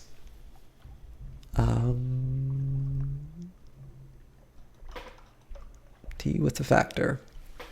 We sit on the veranda of the factor's house, looking out over the fungal jungle. An expanse of green and sour gold. The air is thick with hovering spores. The scones are stale. Even the tea has a hint of mildew. But the factor is good company. He shares odd stories about the ice and roses of Irem, the monstrosities of the Sea of Lilies, and a little restaurant in Vanderblight where he's enjoyed the most extraordinary seafood. Vanderblight? I know. I've never met a tomb colonist who could cook. You must visit the place. Do you know it? He also has a load of Boglus fawn carted aboard your ship. He waves away your thanks. I've eaten so much of the stuff I fear I might be transformed entirely into fungus. He leans confidently towards you. It happens, you know. But one does have to eat rather a lot of it first. Have a good night, Captain Zergi. Lost 2 terror, gained 8 fragments. Oh, I have 8 fragments. And 1 supplies, so... Let's do a gather supplies. It's 60%, so it's not great. Fortunate gains supplies, but 2 terrors. Some of the island's fungus is good to eat, some is poisonous, hallucinogenic, or mischievous. Good luck. So I think we won't tempt fate with that. We've got enough to sort of get us through. And again, we'll try and sort of explore these areas here and then turn into Fallen London, and then I think we'll save the rest of the adventure for another stream. I'm definitely very late for getting to bed, so... Ah, crap.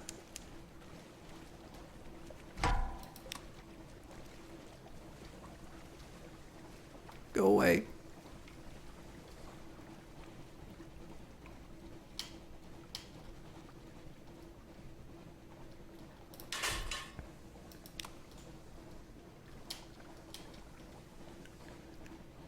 That thing's right where I need to be, too.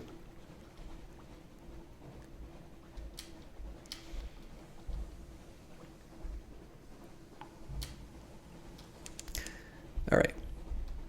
So again, trying to do a hard left and then turn up, but we'll see if I can actually pull it off with the monsters running around. And I mean, we're not exactly like drowning in supplies, so... Blue lightnings crawl leisurely up the funnel. St. Erasmus dancing, the cry goes up. And of course, true to form, there's nothing here for me, so...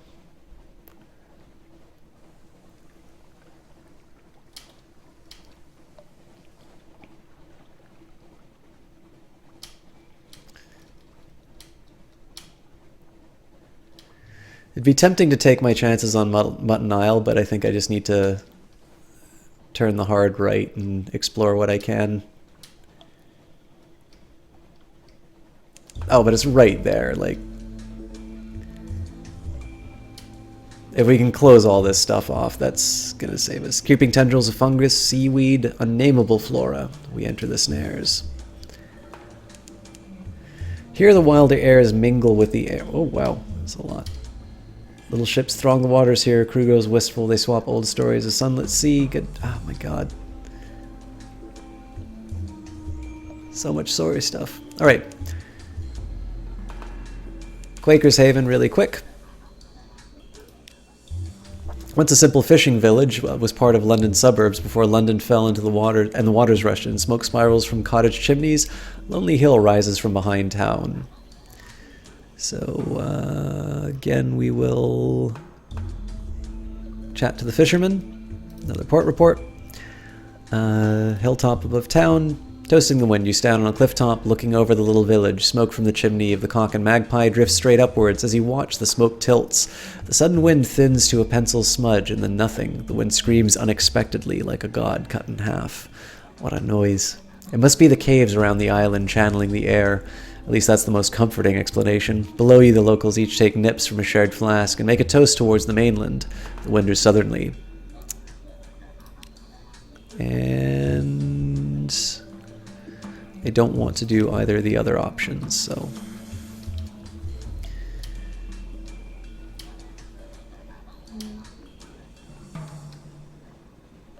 So again, we'll just clear out these little gaps here and then head directly into London.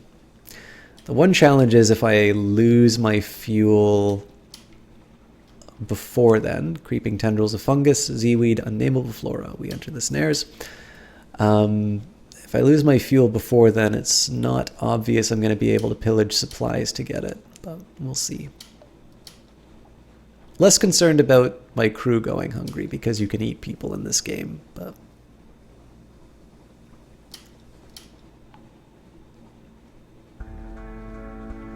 So I could buy fuel here, but I think the two will be able to get by with the two.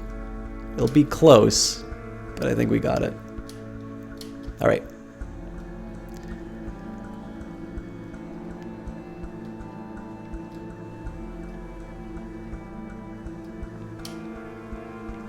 Yeah, starting to fill in the map. Home waters, sailors dawdle at the rail, watching for the lights of London. The gin lamp at the prow fizzles and arcs.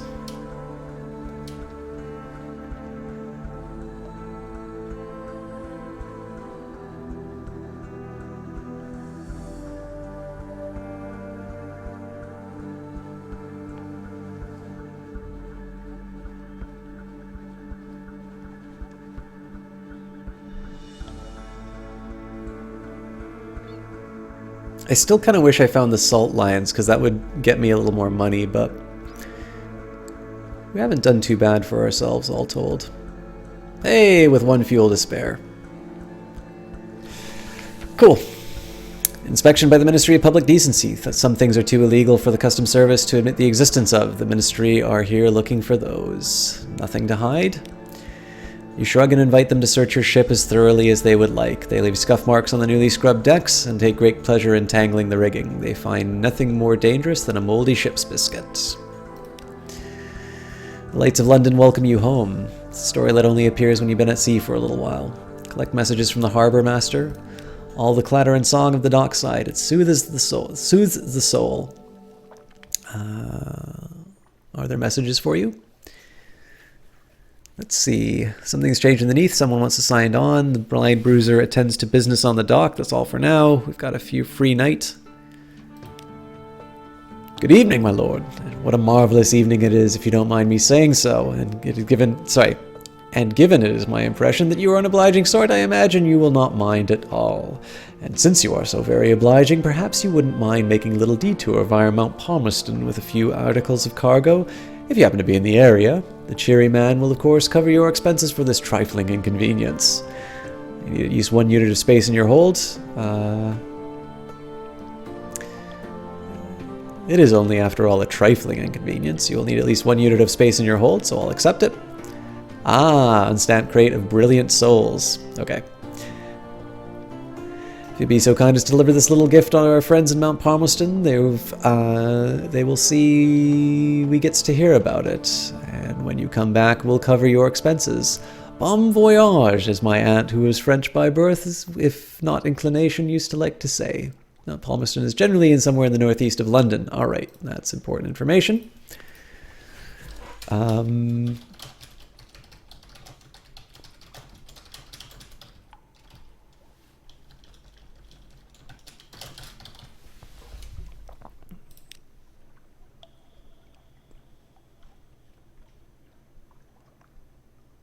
A visit to Clathermouth's tattoo parlor. You're a real Zailer now, after all. You could go to one of those tobacco and pray places by the docks, but the prices at Clathermouth's are reasonable, and his daughters are real artists. But what sign will you choose? So the Dauntless Hand, commemorate your daring. This will increase your iron by 2 permanently and cure up to 25 points of terror. That is very tempting. The Wheel of Mists, increase veils by 2 permanently, cure up to 25 points of terror. The Unflinching Eye, you've seen such sights, increase my mirrors by 2 permanently and cure up to 25 points of terror. The Splendor, something to recall brighter days, hearts by 2, 25 points of terror. Pages by 2. Some of Clathermouth's tattoos are coded messages for spies. Perhaps you have a hidden motive. Interesting.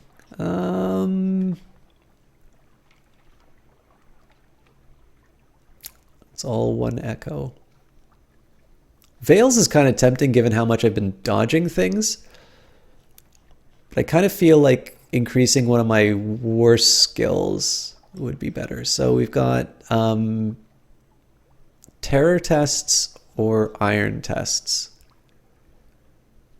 You know, I made a note of the ones that I felt I was failing the most. Let me just quickly find...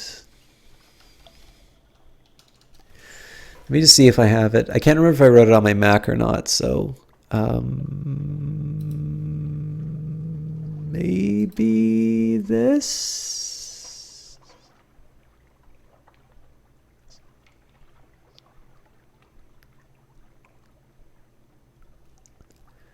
All right, well, those stats are already my highest, so that's not a useful document. Let's do the iron. A new you. The gold needle pricks. Lily Clathermouth hums. The design is complete. Scales mapping your fingers like a gauntlet. Wear it proudly. Gain 2 iron, 1 tale of terror, lost 25 terror, lost 1 echo, and memoirs. Your own sweet skin quality is now the Dauntless Hand. Okay, Dark Speckled Admiral. Some port reports. I think we've got... Yeah, we got plenty of space for everything, so we're just going to dump everything in. Hunter's Keep. Enderblight. We've already done these, of course. Shepherd Isles. Abbey Rock.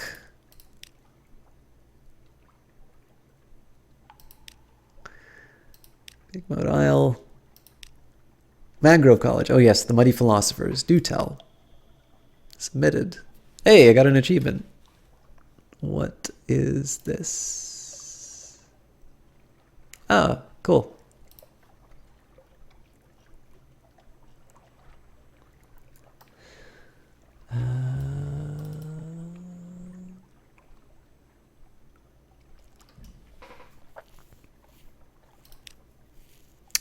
Station 3. Excuse me, just let me call a colleague in.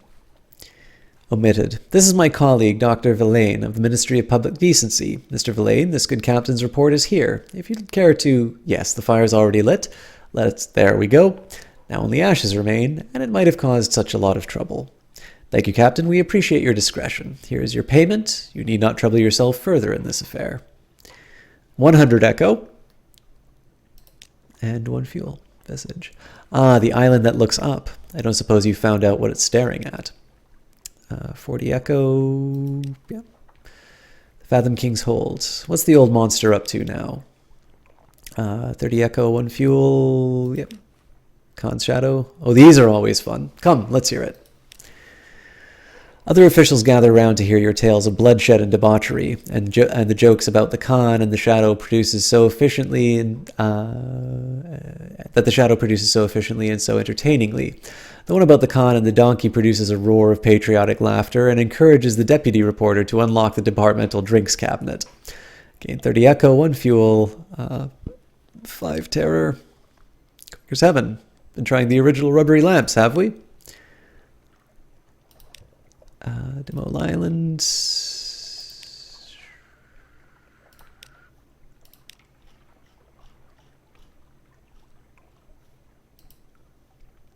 Okay, cool. No point in doing the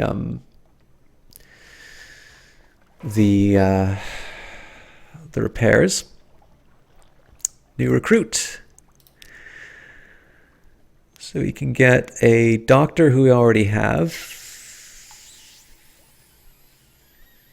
Yeah, neither one of these are entertaining or are worth entertaining, so.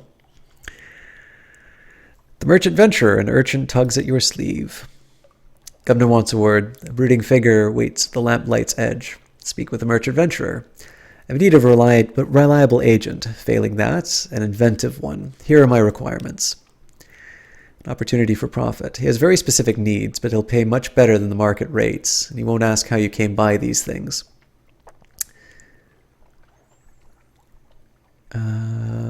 Speak to him further or check your journal. So they harvest it in Wither, or they sell these in Mount Palmerston. Hello, Ace Burrito. We're actually just wrapping up soon, so... Okay, so we either need...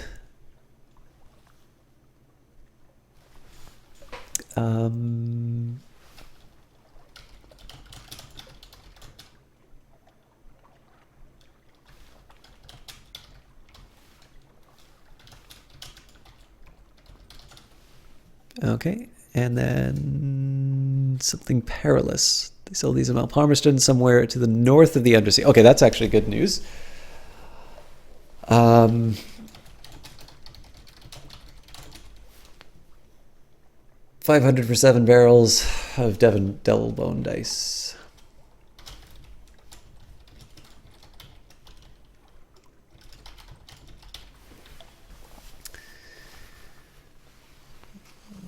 You can fulfill either one. Okay. Let's take a quick look at, yeah, so he's specialist. Also, a doctor would cost me 30 echo, increases hearts and iron, but we already have the plausible surgeon, so I don't think we're going to bring on a surplus. So let's visit the Alarming Scholar. The Alarming Scholar is mercurial, to say the least. Creature of sudden moods and provoking teeth. Possibly her. Is it her? Appointment as a university maritime liaison was precautionary. To keep his, is it his, razor-sharp enthusiasm for causing too many injuries in the faculty. Ah yes, the scholar whispers breathlessly. I have a budget for acquisitions. What have you brought me? I think we're just going to dump in everything that we can. All right, the Z story, Tale of the Deep. Difficult dictation. Thrilling. Let me hear every detail. First, I must find my fountain pen. Oh, how regrettable. It has a spider impaled on the nib. Excuse me. Let me... Good heavens, it's still alive. Pass me that volume of Gibbon. There we go. Do you have another pen?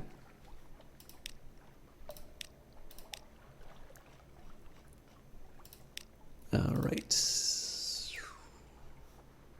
Terror's not so bad. I don't think carousing the wolf stack docks is... But it is only 10 echo.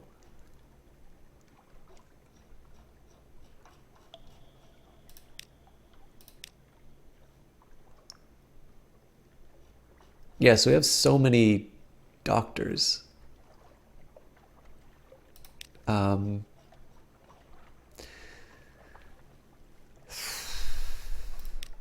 Reading the morning papers. The Khanate is threatening war. They always are. London's colonies on the Karelian coast want independence. They always do. The Untersee, the paper's report, has undergone another alteration. Not yet, it hasn't. You know. And a promotional coupon for Mrs. Plenty's provisioners for a half cask full of salt herring. You could use that. All right.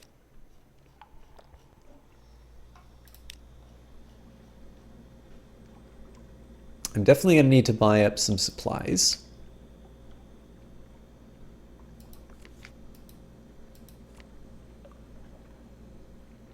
I guess the question is, how many supplies do I want to buy and how much fuel?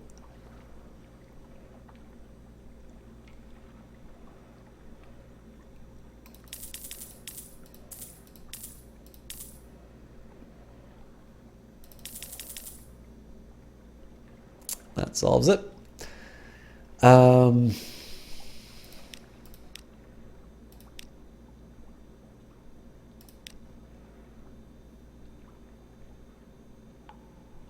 don't have enough room in my hold to buy new items.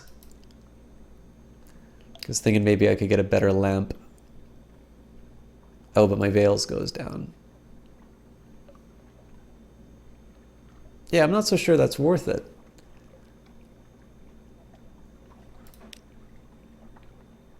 Yeah, I think we're going to hold off on that. I don't think it hurts to save up. Shipyard-wise, we're not quite yet at the point where we can get the next level of ship. Although I also need to think a little bit about what... So it gives me a lesser... It's a bigger... Oh, so smaller hull, smaller hold. So the only thing that really benefits me on this one is... Yeah, so I lose 25 hull, 10 capacity, it's lighter, fewer crew, negative iron bonus, bonus to mirrors, and bonus to veils. That is not worth it.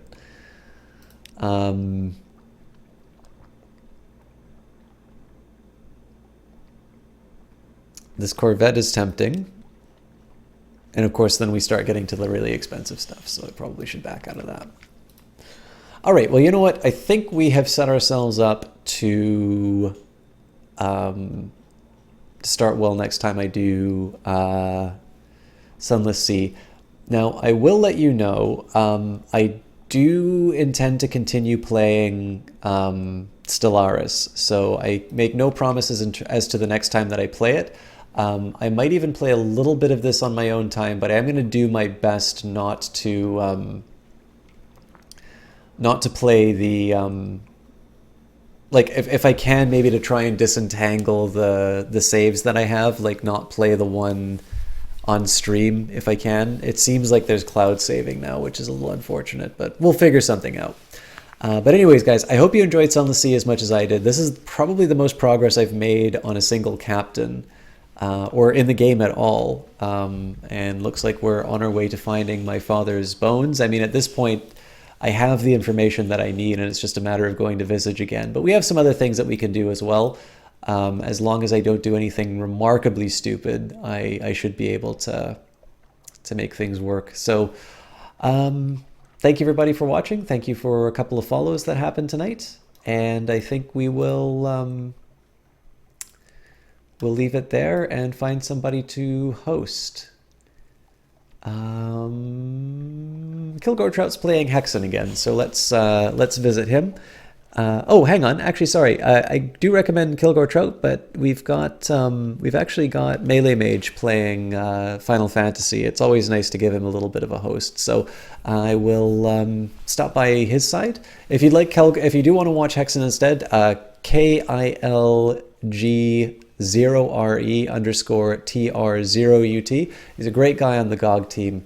But like I said, we don't always get a chance to host Melee Mage, so this seems to be a good time to get that done. So again, thank you, everybody. We will be back Friday. I wanted to make it a surprise game. I might be tempted enough to play more Zunless Zeemann. But as always, if you want to know what's going on the stream, check out the Twitch channel. If you want to be informed on Twitch, obviously follow. And I will do my best to sort of let everybody know once I know what I'm playing. Also, if you check out Twitter, there's a couple of links to things that other people have done related to this project. So Sunless Skies, the sequel by Failbetter, and Alexis Kennedy's new game Cultist Simulator, which I do recommend. You can also go to www.cultistsimulator.com to check out the game. There's a prototype which is free right now. So hopefully you guys enjoy that. We'll see you over at Melee Mages. Thanks.